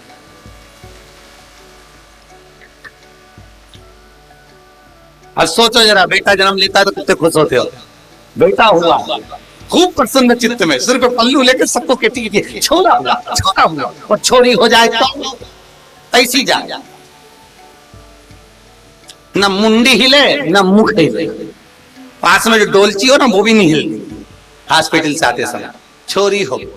अब विचार करिए जरा, बेटा एक कुल को तारता है, बेटी 2 कुल को तारती है, और 32 ननक बेटी मात्र कन्यादान कराकर छुड़वा देती है। और मेरा बेटियों से हाथ जोड़कर निवेदन है, जिस बाप ने, जिस माँ ने तुम्हारी परवरिश में कमी ना लाए, जिस माता पिता ने तुम्हें अच्छे कॉलेज में, अच्छे स्कूल में पढ़ाया, जिस माता पिता ने तुम्हें एक से बढ़कर एक कपड़े पहनाए, जिस माता पिता ने अपने बेटे पर कंट्रोल करा पर तुम पर कंट्रोल नहीं करा, जिस माता पिता ने तुम्हारी नौकरी सर्विस तक करवाई, जिस माता पिता ने तुम्हारे लिए तत्परता धारण करी, दूसरों से झगड़े किसी से सुन नहीं पाए, मेरा उन बेटियों से निवेदन है, अपने माँ बाप को एक बार कन्यादान का मौका जरूर देना। किसी के कहने पर मत आ जाना, किसी के कहने पर मत चले जाना, कोई कितना भी भड़काए उसके साथ ना जाना, पर अपने माँ बाप को कन्यादान का मौका देना। जिसने पूरी जिंदगी तुम्हारे इसमें लगा दी, तुम्हारे लिए लगा दी, उसको कन्यादान देने का मौका दो। 32 नरक छूटते हैं एक बाप के, 32 नरक छूटते हैं एक माँ के, एक बेटी का कन्यादान करने से।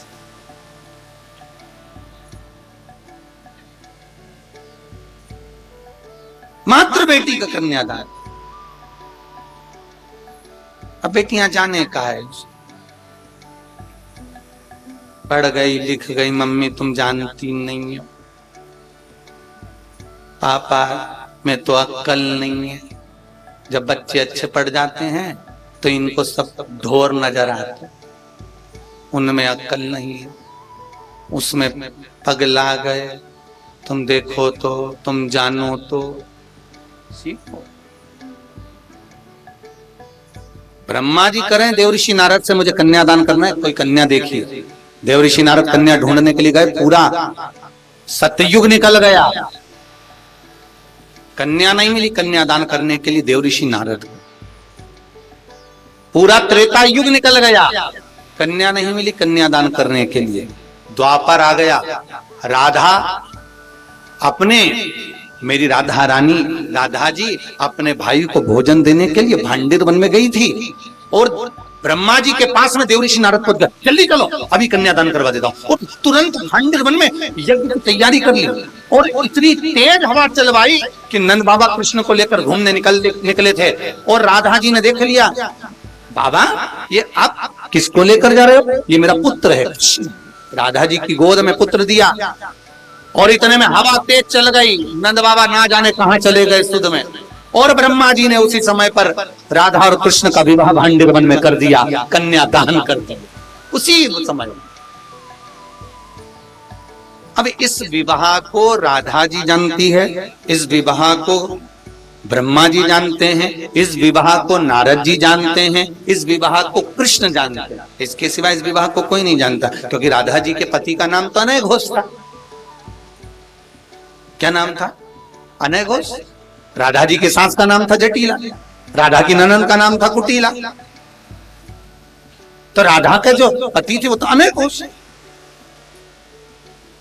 पर ये जो विवाह है ये गुप्त है, राधा के साथ कन्यादान किया, तब जाकर ब्रह्मा जी का मंदिर पुष्कर जी में निर्मित कब हुआ? जम के बोलो, द्वापर के अंतर तब नहीं पुष्कर बन गया। तो इंद्राणी ने इंद्र को श्राप दिया, क्रोध करा, ब्रह्मणी ने ब्रह्मा पर क्रोध करा, लक्ष्मी ने नारायण पर क्रोध करा, और केवल एक थी माता पार्वती जो अपने पति से कभी ऊंची आवाज में बोलती ही नहीं थी। इसलिए संसार में माता पार्वती के व्रत चल जाए। अच्छा, व्रत तो तुम्हारे भी चालू हो जाए अगर तुम अच्छे से बोलो तो, पर तुम जब भी बोलती हो ना पति से ऐसी धाड़ के बोलती, बेचारा है समूह डाले कहा। थोड़ा अगर प्रेम से बोलो तो व्रत तुम्हारे भी चालू हो जाए, कभी भी चालू हो सकते हैं। लीलाबाई का व्रत, कमलाबाई का व्रत, मीनाबाई का व्रत, यमुनाबाई का व्रत, तुम्हारे नाम से व्रत चालू हो जाए। तुम अच्छे से तो बोलो। पर बोलती ऐसी है, जब भी बोले वाणी ऐसी बोलिए जो जम के झगड़ा, बोले ऐसी जब भी बोले दपक। किसी किसी को तो बोलने का ही भान नहीं होता, जब भी बोले धड़ धड़ा के बोले।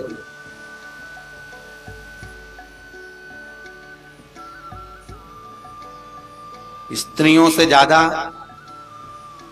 पति का बीपी, शुगर, स्त्रियों से ज्यादा, नारी से ज्यादा पति को बीपी और शुगर की बीमारी होती है। पूछो क्यों?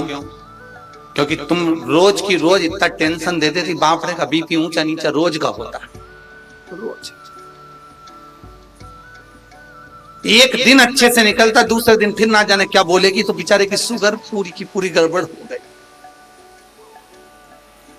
शुगर बस पहले के जमाने में और आज के जमाने में यही अंतर रह गया। पहले शुगर की बीमारी होती थी क्या? अरे बोलो जम के, नहीं होती थी। क्यों नहीं होती थी? लोग मुख से इतना मीठा बोलते थे, क्योंकि हर व्यक्ति के शरीर में शुगर है। हम हो तुम हो, संसार में यहां तक शास्त्र कहता है, यहां तक डॉक्टर कहते हैं कि जितने जीव जंतु इनके भी शरीर में शुगर है। हर व्यक्ति के शरीर में शुगर होती है, और शुगर का लेवल बराबर रखने का एक ही तरीका है, आपके शरीर में जो शुगर है उसको निकालते रहो, अर्थात जीवान से मीठा बोलते रहो। अगर मीठा नहीं बोलोगे तो वो शुगर जीवान की नस में चली जाती है, नस की ब्लड में मिल जाती है और शुगर की बीमारी हो जाती है। तो शुगर को निकालो बाहर। कैसे बोलना है? जैसे तुम्हारा काम पड़ता है, जब बोलती ना ए जी, बस वैसे, बस वो ए जी मतलब खसक लो जी, नहीं तो 500 गया जी। बस मीठा बोल। अब उसमें मीठा बोलने में तुम्हारा क्या जाता है?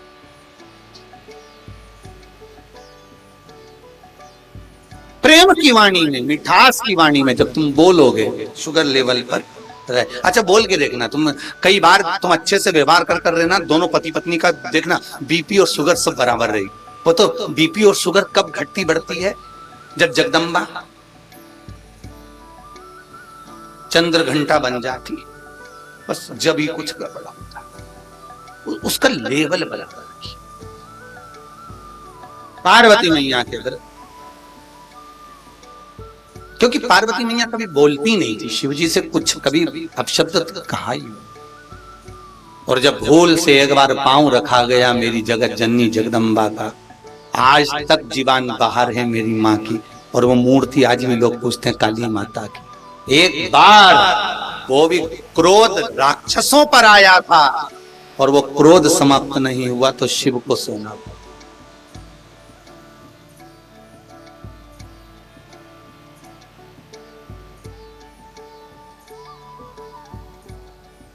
काली जी का क्रोध समाप्त नहीं हुआ तो शंकर सो गए। बस यही गति है। एक दिन क्रोध इतना बढ़ जाता है कि दो में से एक सो जाता है। समझ गए? इसलिए क्रोध पर थोड़ा सा कंट्रोल होना जरूरी है, संयम।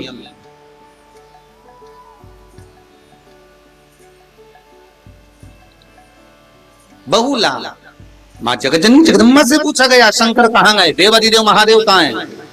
शंकर गए कहाँ हैं?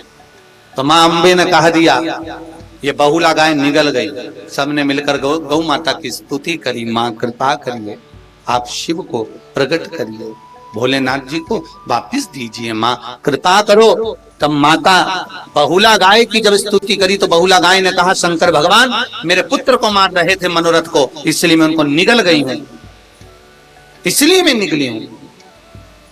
क्या चाहती हो? बहुला गाय ने कहा, पहले शंकर जी वचन दे कि मेरे पुत्र को नहीं मारेंगे। वचन दे। माता के गर्भ से, बहुला गाय के गर्भ से शंकर का एक अवतार नंदीकेश्वर अर्थात वृषभ का अवतार हो गया। बोल नंदीश्वर भगवान की। तो ये जो मंदिर के अंदर शिवलिंग होता है और मंदिर के बाहर जो नंदी होता है, ये नंदी केवल नंदी नहीं है, शंकर का एक अवतार भी नंदी है। कल आपको बताया था कि नंदी बैल पांव की जो मिट्टी खरोदता है, उस मिट्टी में भी अमृत का भाव कहा गया है। अमृत का भाव, जैसे गौ माता के खुर में से गौ लोचनी निकलती।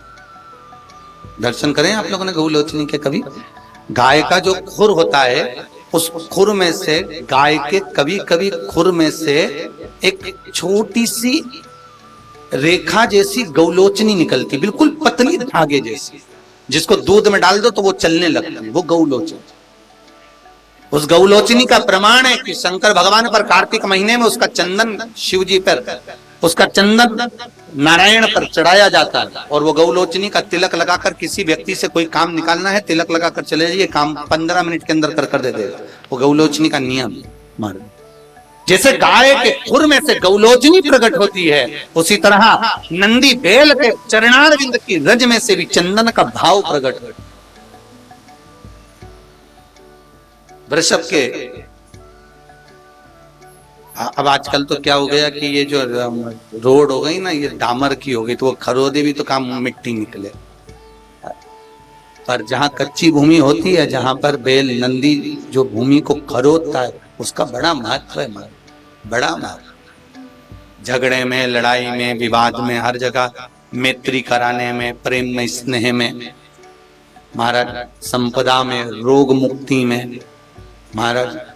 जैसे किसी किसी की पीठ का गुरिया जो खसक जाता है ना, कहते हैं डॉक्टर कि इसको गुरिया खसक गया है, इसकी पीठ में गैप हो गया है, या इसकी हड्डी सरक गई है, उसमें भी वो नंदीश्वर बैल की जो मिट्टी होती है उसका बड़ा काम है।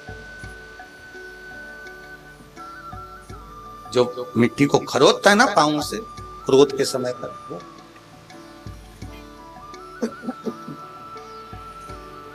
शिव कथा कर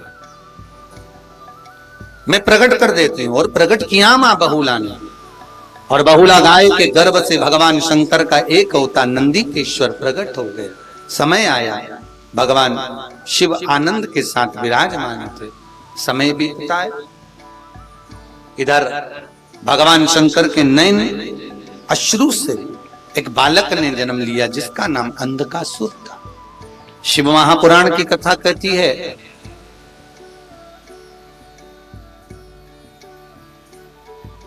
भगवान शंकर की कथा कह रही है कि बहुला गाय ने वर प्राप्त कर लिया कि आप पुत्र को ना मारे। शंकर ने कहा इस बछड़े का फैन मुझ पर पड़ा, इसलिए क्रोध आया। ये बछड़े का फैन औषधि के रूप में काम आया।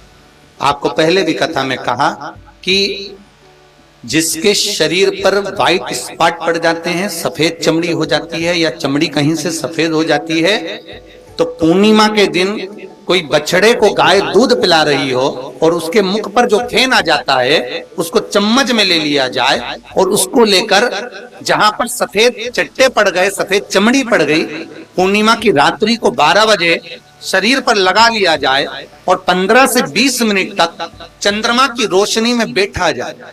पर ऐसी जगह लगाना कि शरीर पर कोई वस्त्र, कोई धागा, कोई सामान ना रहे महाराज, और चंद्र की पूर्ण रोशनी उस शरीर पर पड़ना चाहिए उस फैन को लगाने के लिए। लगभग 5 या 7 पूर्णिमा कर लीजिए, चमड़ी अपने असली कलर में आ जाएगी, सफेद नहीं रहेगी महाराज। जो बच्चा माइंड से विकलांग होता है, बुद्धि से कमजोर होता है, जिसका विवेक काम नहीं करता, या याददाश्त कम हो गई, कुछ सामान रख देते हैं भूल जाता है, तो उसके लिए विद्या अध्ययन में मन नहीं लगता हो, तो अमावस्या के दिन अगर कोई गाय अपने बछड़े को दूध पिला रही है महाराज, बछड़े को याद रखना, बच्चिया नहीं बोला। कई लोग गलत उपयोग कर लेते, बाद में कहते हैं हमारा काम नहीं हुआ। तो फिर ध्यान देना, बच्चिया को दूध पिला रही है वो नहीं कहा, बछड़े को। गाय जब बछड़े को दूध पिला रही हो, और तो उसका जो फैन निकल रहा हो अमावस्या के दिन दोपहर में 12 बजे, वो फैन को, जिसका माइंड कमजोर हो, बुद्धि कमजोर हो, याददाश्त कमजोर हो, पढ़ाई में चित्त नहीं लगता हो, खेलने में दिमाग लगता हो, चिड़चिड़ प्रवृत्ति करता हो, ऐसे बच्चों को, ऐसे व्यक्ति को फैन पिला दीजिए 12 बजे दोपहर महाराज। उसका याददाश्त प्रबल होती है, बुद्धि कमजोर हो तो बुद्धि प्रबल होती है, चिड़चिड़ प्रवृत्ति कम होती है, पढ़ने में दिमाग ज्यादा लगता है, विद्या अध्ययन में दिमाग ज्यादा। उस फैन की महत्वता, वो औषधि। शिव उपासक, आगे वर्णन आया, भगवान शिव के नेत्र बिंदु से पुत्र ने जन्म लिया, जिसका नाम अंधकासुर।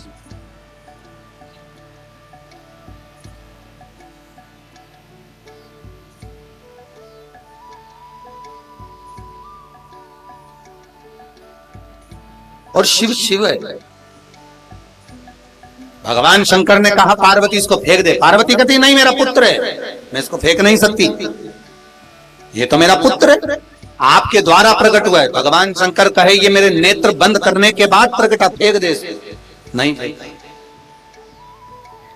भगवान त्रिकालदर्शी कैलाशी अविनाशी के नयन बिंदु से पुत्र ने जन्म लिया जिसका नाम अंधकासुर। पार्वती से कहा फेंक दो इसको, पार्वती कहती नहीं मेरा पुत्र है, मैं इसको कैसे फेंक दूं, ये आपके द्वारा जन्मा हो। जो आपके द्वारा प्रकट हुआ हो, आपके द्वारा जन्मा हुआ आपका ही तो है। पार्वती जी ने कोई गलत शब्द कहा क्या? बिल्कुल सत्य कहा, जो आपके द्वारा जन्मा है वो आपका है। आप किसके हो? किसके द्वारा जन्मे? शिव के द्वारा, शंकर। जन्म मरण परण, ये तीन चीजें शंकर जी के हाथ में। शंकर जी ने किसी को नहीं दी। डॉक्टर कह दे इतनी तारीख को इतनी बजे बच्चा होगा, जब तक वो नहीं कहेगा तब तक नहीं हो सकता। डॉक्टरों ने कह दिया अंतिम सांस चल रही, घर ले जाओ, सेवा करो, मरने वाली डोकरी, मालूम पड़े 2 साल निकाल दिया। जब जब बीमार होती गोबर लीप के नीचे सुला जाती डुकरिया, फिर जिंदा हो जाती। 25 बार गीता जी सुना दी तो भी नहीं निपटी। और पत्रिका देख के पंडित जी ने कहा था खूब लंबी उम्र है, मालूम पड़े अटैक आया निपट गया। किसको भरोसा? खूब पत्रिका दिखाई थी, लोगों ने कहा था खूब लंबी उम्र है, मालूम पड़े कोरोना महामारी में ना जाने कितने निपट गए। पत्रिका वहीं धरी की धरी रह गई, सब पड़ा की पड़ा रह गई। भगवान से पूछा गया तुमने ऐसा करा क्यों? शंकर भगवान बोले कोटा पूरा करा है ऊपर का, तो और कमी रह गई है। शंकर भगवान बोले अभी और रह गए हैं। वो तो शंकर जी की कृपा है, तुम्हारा नंबर नहीं आया। बाजू में गली में मोहल्ले में कोरोना बीमारी आ गया और कई लोग बैठे होंगे ऐसे, पास के मोहल्ले में परिवार को कुटुंब में आ गई, पर तुम्हारा नंबर नहीं आया। मतलब शंकर जी को तुमने कभी ना कभी एक लोटा पानी चढ़ाया, हाँ ये सिद्ध हो गए। बाजू में से मौत निकल कर चली और तुम्हारा बाल बाका नहीं हुआ।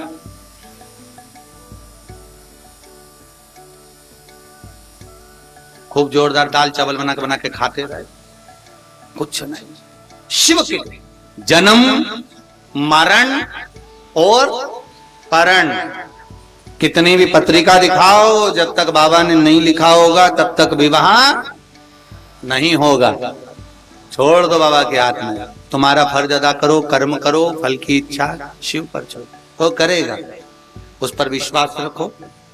जिनका मंगल विवाह नहीं हो रहा, शादी नहीं हो रही, बहुत परास्त हो गए, अशोक सुंदरी वाली जगह पर हल्दी लगाओ।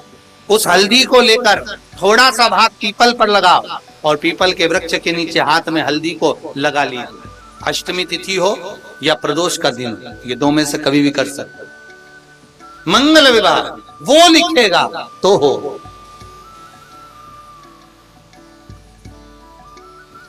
और कैसा लड़का मिलना है, कैसी लड़की मिलना है, कैसा परिवार मिलना है, जैसा चाहिए वैसा शिव जी को बोलो। अभी कुछ नहीं बिगड़ा, भगवान से कहना भगवान थोड़ा अच्छा देना हो।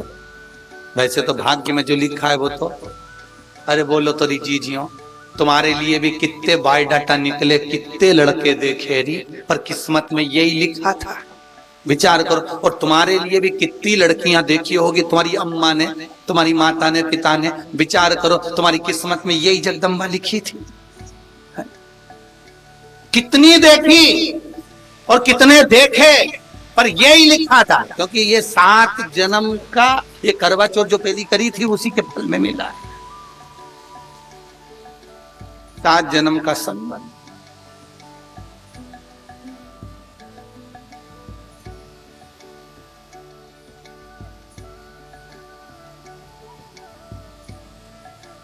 कई पुरुष लोग तो हड़ताल कर दिए एक बार चंद्रमा देवता के पास जाकर। चंद्रमा ने पूछा काहे की हड़ताल के? करवा चौथ का व्रत माताओं को तोड़वाई है। तो चंद्रदेव ने पूछा काहे के लिए तोड़वाई है? हर बार यही की यही मिलती है।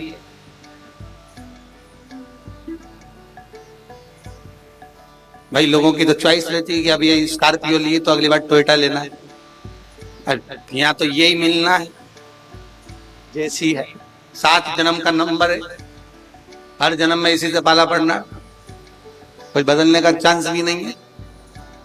चंद्रदेव बोले नीचे जाओ, पत्नी से बोलो।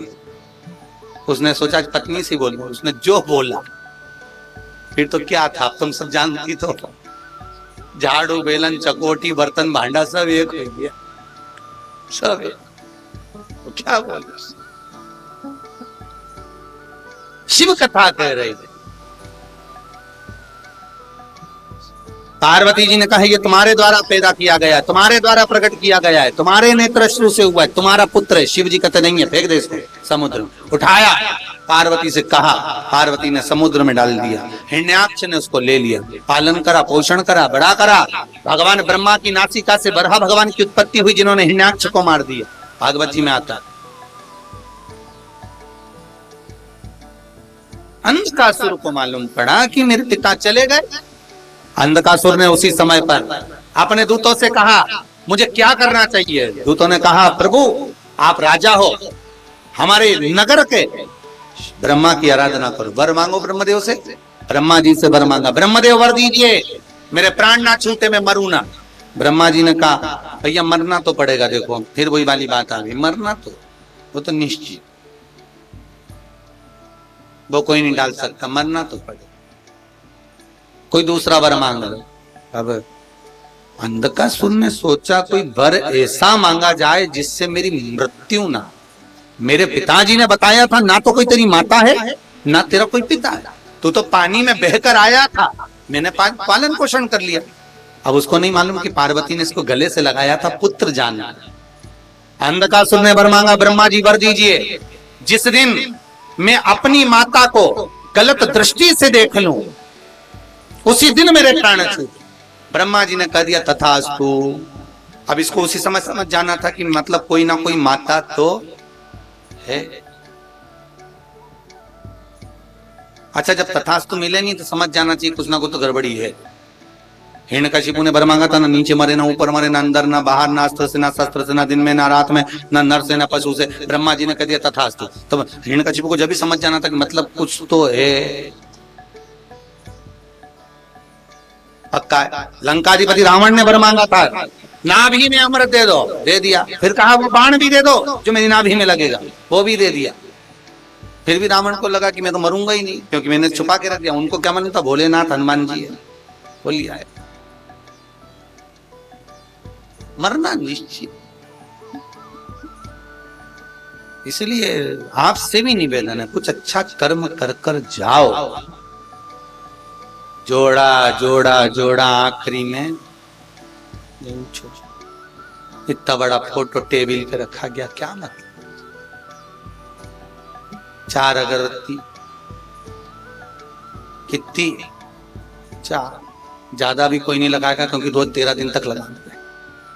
4 फूल की माला,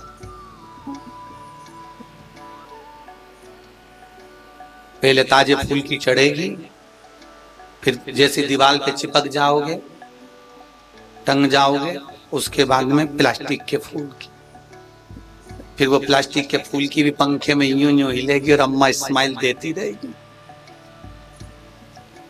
अम्मा ऐसी स्माइल,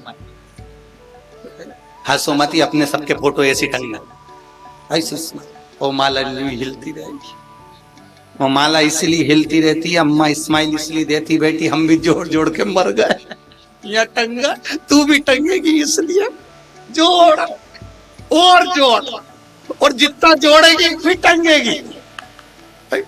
टंगना यही है बाजू में, हो जाएगा तो यही रखा। अभी भी कुछ नहीं बिगड़ा, ट्रेन अपने स्टेशन पे। फिर निवेदन है, बचपन गया जाने दो, जवानी गई जाने दो, अधेड़ी गई जाने दो, पर बुढ़ापा मत बिगड़ने देना। बुढ़ापा भगवान के भजन में लगा देना तो पूरी जिंदगी सवर गई महाराज, पूरा जीवन सवर। उसको बिगड़ने मत दो, पकड़ कर रखो।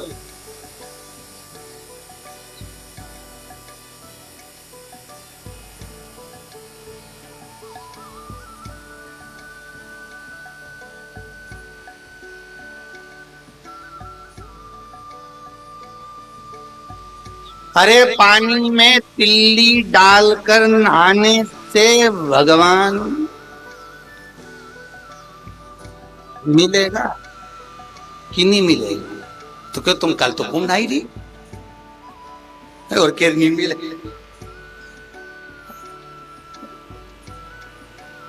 पानी में तिल्ली डालकर नहाने से भगवान मिलेगा कि नहीं मिलेगा? अरे बोलो तो सही, क्यों कहा गया कि पानी में तिल्ली डालकर नहाओ पुण्य मिलेगा? शिव महापुराण की कथा कहती है, गर्ग संहिता कहती है, स्कंद पुराण कहती है, पानी में जैसे तिल्ली डालकर स्नान किया तो कहा पुण्य मिलेगा, उसी तरह शास्त्र कहता है जैसे पानी में तिल्ली डाली है उसी तरह इस मन में तिल भर का भगवान का नाम डाल लीजिए, भगवान मिलेगा, ये पक्का। केवल पानी में डालकर नहाने से नहीं मिलेगा। हमने तो इतनी सी डाली थी, फिर मम्मी अंदर से चिल्लाई थोड़ी डाल, तो उसने और इतनी सी डाल, और ऐसे नहा रहे राम जैसे पूरी दिल्ली में आज ही नहाने का मौका मिले। और वो नीचे नीचे बैठ गई बाल्टी के अंदर, तो उसको डब्बा से हिला रहा है, और डब्बा से हिला के फिर डाल दी, यहाँ चिपक गई पूरे सब दूर चिपकी। और छोरा नहा के आया, मम्मी देख तिल्ली में चिपके।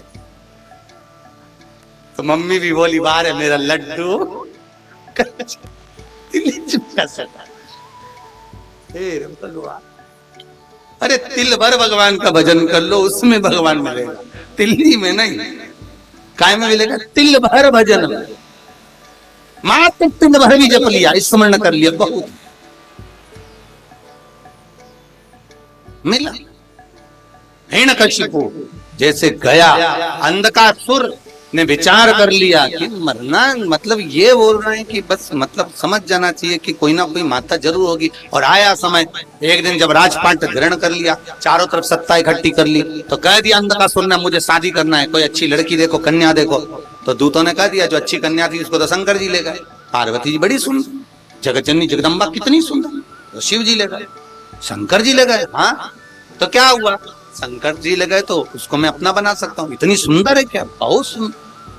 और माँ तो माँ होती है, बहू और सास दोनों में अंतर इतना होता है कि बहू पार्लर में तैयार होती है, सास सत्संग में तैयार होती है।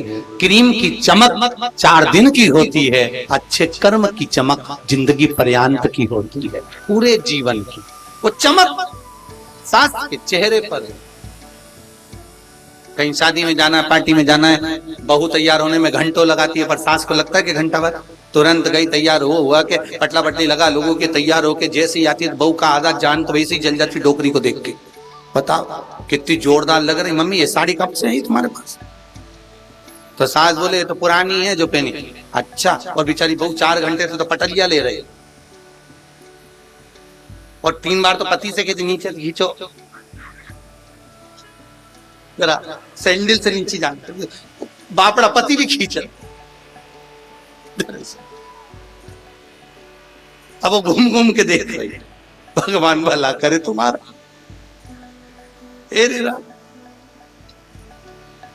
अच्छी जोड़ी हुई भेरू और भेरवी की, अच्छी। अब पति बोले सो कहा, अगर सुंदर भी है तो हमारी होगी।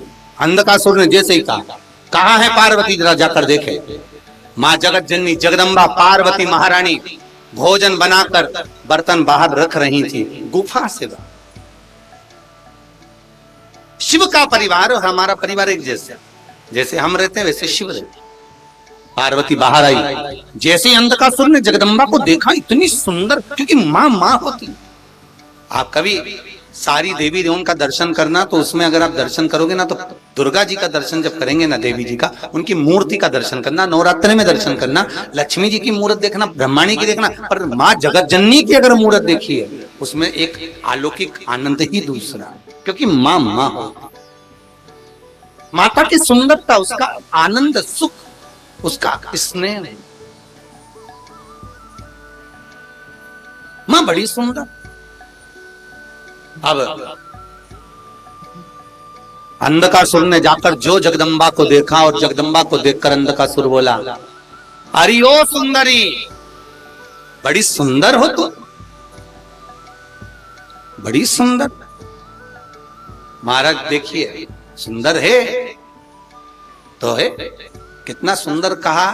अगर धन होगा तुम्हारे पास में, तुम्हारे पास अगर धन है तो चोरों की नजर जरूर होगी, सुंदरता होगी तो लुच्चों की नजर जरूर होगी, और अगर मन में भक्ति होगी तो भोलेनाथ की नजर जरूर हो, शिव की दृष्टि तुम पर पड़ेगी, ये पक्का।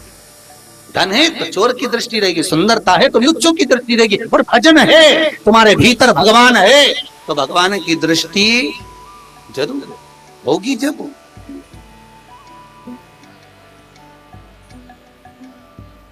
फिर कहा, अंधकासुर बोला, मैं तुम्हें अपना बनाना चाहता, मैं तुम्हें अपना बनाना चाहता हूं। पार्वती मैया ने मन में सोचा कि आया कौन है जो चिल्ला चिल्ला कर बोल रहा है, आखिर हुआ क्या है, क्यों चिल्ला रहा है। जिस बेटे का विवाह मां करती है, अच्छे से संभाल कर बेटे को रखती है, उसकी शादी होने के बाद बेटा जब चिल्लाकर बात करता है तो मां को भी सोचना पड़ता, आखिर हुआ क्या जो इतना चिल्लाकर बोल रहा है, कारण क्या है। अंधकासुर इतना चिल्लाकर बात कर रहा था, माता को जैसी क्रोध आया कि हे कौन, जो जगत जननी जगदम्बा ने देखा ये तो मेरा पुत्र है और मुझे अपना बनाना चाहता है, बेटा होगा।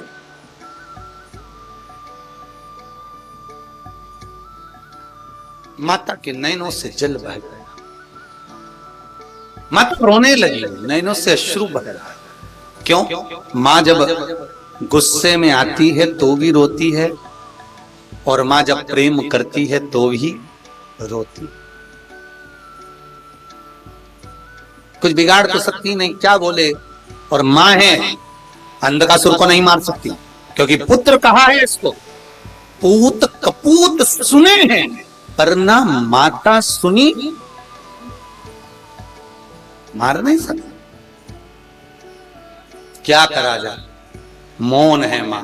तभी शंकर भगवान का आगमन हुआ, जो अंधकासुर को देखा कि अंधकासुर पार्वती को अपशब्द कर रहे हैं, क्रोध आ गया भोलेनाथ को, और शंकर भगवान ने उसी समय अपने शरीर से तेज पुंज में भैरव को उत्पन्न करा, मार दे अंधकासुर को, मार। मां जगत जननी ने नेत्र बंद कर लिए, अंदर की ओर चली गई, क्योंकि पुत्र का वध नहीं देख सकती, पुत्र का वध नहीं देख सकती। मां अंदर गई, क्रोध में आकर प्राणों को हर लिया गया अंधकासुर के।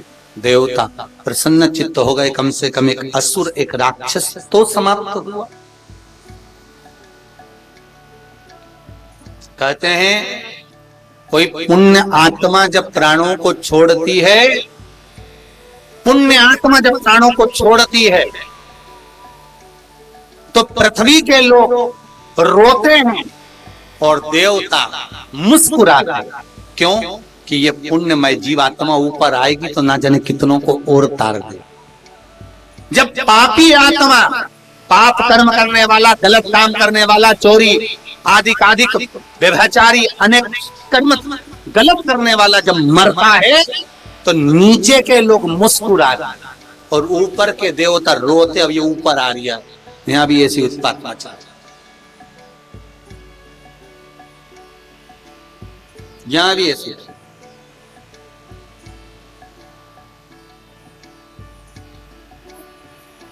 जो बहुत गुस्सा करने वाले होते हैं ना, चिड़चिड़ करने वाले, झगड़ा करने वाले, जो घर में अच्छे से नहीं रहते, तो वो कई लोगों के फोन आते हैं, हमारी अम्मा बहुत दिन से पड़ी, गुरुजी मर ही नहीं रही, हमने गीता जी सुना दी, गऊ दान कर दिया, अन्न दान कर दिया, सारा दान कर दिया, मर ही नहीं रही। हमने कहा पहले इसकी स्टोरी सुनाओ, ये कैसी थी, पूर्व में थी कैसे? अरे गुरुजी बहुत गुस्सा करती थी, दिन भर भट भट भट भट, कोई काम नहीं करे, दान पुण्य करे नहीं, सत्कर्म करे नहीं, भजन करे नहीं, बस। तो फिर हमने कहा ऊपर वाले भी सोच के बैठे हैं, पड़ी रहने दे दादा, नहीं तो ऊपर आएगी तो फिर आफत करेगी। तुतरे। अच्छा 2-3 बार नंबर, गुरुजी 2-3 बार तो ऐसा लगा कि नहीं पढ़ रहे, मर गए, फिर चिंता हो गई। नहीं वो यमराज आया तो था लेने के लिए, पर ऊपर से वापस कह दिया इसको छोड़ दे, पड़ोसन को ले जा, तो इसको ही पड़ेगा, इसको मत ले, भड़ कर। तुम्हारा क्या विचार है शिवजी नारायण वालों? भजन चित्त हो, स्मरण चित्त हो, तो अंतिम समय में प्राण भी छूटे तो सड़कर नहीं छूटे, ये शरीर बेकार ना हो, पलंग पर पड़ा ना रहे, भगवान का भजन करते करते ये जीव आत्मा चली जाए। भगवान से ये प्रार्थना करना जाना सबको है, पर प्रसन्न भाव से आनंद से जाए, पड़ी रहे, सड़ती रहे, गलती रहे, क्या मतलब, सुख भोग, आनंद भोग। महाराज भगवान शिव की कथा आनंदमय भाव से सार तत्वता कहती है। अंधकासुर प्राणों को त्यागते हैं, भगवान शिव आनंद का रस तत्व ग्रहण करते हैं। कल कथा का विराम दिवस रहेगा। आज तक जो बेलपत्र दी गई वो खाने की थी, कल जो बेलपत्र दी जाएगी वो लाल कपड़े में अपनी अलमारी में, तिजोरी में, लॉकर में रखने की रहेगी। अब की बार राघव मित्र मंडल ने कथा कराई, बेलपत्र ले जाकर जब अलमारी में रखें तो भगवान से प्रार्थना कर कर रखना कि ऐसी लक्ष्मी देना कि एक बार मैं भी शिव पुराण की कथा करवाऊं, ऐसा धन देना मुझे। और वो रखने के बाद बाबा कैसा धन देता है हमको फोन कर कर जरूर बताना। सब लोग फोन करते हैं, मैसेज करते हैं कि बाबा हमारा ये काम हो गया, हमको ये फल मिल गया, हमको इतनी संपदा मिल गई, हमारी ये फैक्ट्री चालू हो गई। तो आप भी कहना, और बाबा दे तो शिव महापुराण की कथा जिंदगी में एक बार जरूर कराना। क्या करें, आपको करना है। हाँ बोलिए, माइक दो, माइक पहुंचाओ, जल्दी पहुंचाओ, उधर से मई से मई खड़ी रहो, भले आ जाएगा, खड़े रहो, शीघ्र दीजिए।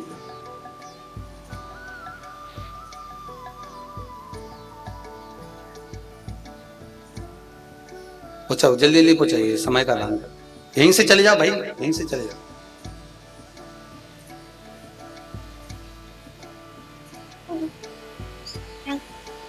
कहां से आए आप? चालू करिए उसको।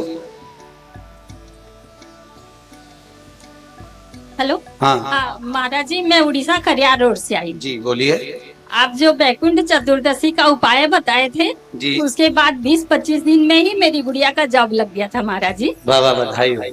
आपके, और मैं 4-5 दिन पहले ही सोची थी अगर भगवान कृपा करेंगे तो मैं यहाँ बैठ के कथा सुनूंगी, और आज 1 हफ्ता भी नहीं हुआ, मेरा मनोकामना पूर्ण हो। बाबा की कृपा है, बाबा विश्वनाथ के जी। चरणों में कोटि कोटि प्रणाम। बेटी को धन्यवाद दीजिए, बाबा की कृपा हो, ऐसा ही बाबा सबका जॉब लगाए। और अब एक और कृपा कीजिएगा महाराज जी, अच्छे से अच्छे घर में मेरी बेटी का विवाह भी हो जाए। बाबा कृपा करे, आपके मन में जो कामना है शिव शंकर यहाँ पूर्ण करे। नमः शिवाय। आदु बात का हर हर महादेव। हर हर महादेव। आपने हिम्मत तो करी आपकी बात को बताने की, उसके लिए भी आपको साधुवाद। एक नारी अपने हृदय की बात बताती है ना, इससे बढ़कर कोई सौभाग्य नहीं है, इससे बढ़कर कोई आनंद नहीं है। एक बार जोरदार ताली बजाएं बहन के लिए, बहुत बहुत साधुवाद। आनंद से बाबा देवाधिदेव महादेव आपकी झोलियां खुशियों से भरे। जो बेलपत्र कल आपको दी जाएगी, फिर निवेदन करूंगा, एक बेलपत्र से ज्यादा बेलपत्र मत लेना, दूसरे के लिए मत लेना। स्वयं का धन स्वयं के पास रखना। कहते हैं भजन भोजन धन और नारी पर्दे में रहना चाहिए, तो अपने लिए लेना, एक ही लेना। कल जितने लोग आएंगे सबको बेलपत्र मिलेगी, पर निवेदन यहाँ बेलपत्र कम आती है, आप अपने घर से भी थोड़ी बेलपत्र लेकर आना जिससे इस पर चढ़े पोथी पर, और वो आप लोगों को वितरित। तो बेलपत्र जो वितरण की जाएगी, जितने लोग आए वो एक ही लें। ये नहीं कि मेरी 4 दुकानें तो 4 दुकान के अलग अलग, 4 व्यक्ति आए 4 को मिले, पर एक से ज्यादा ना लें, उससे लोग कहेंगे कि संपदा हमारे पास में नहीं आई, फिर वो आपकी मर्जी। एक से ज्यादा ना लेंगे। बेलपत्र कल प्रसाद में वितरण होगी, अधिक से अधिक संख्या में आकर आप बेलपत्र का प्रसाद लें, जिससे अपने नगर का, देश का विकास हो और संपदा आपके जीवन में आए, सुख समृद्धि लेकर आए। हर हर महादेव।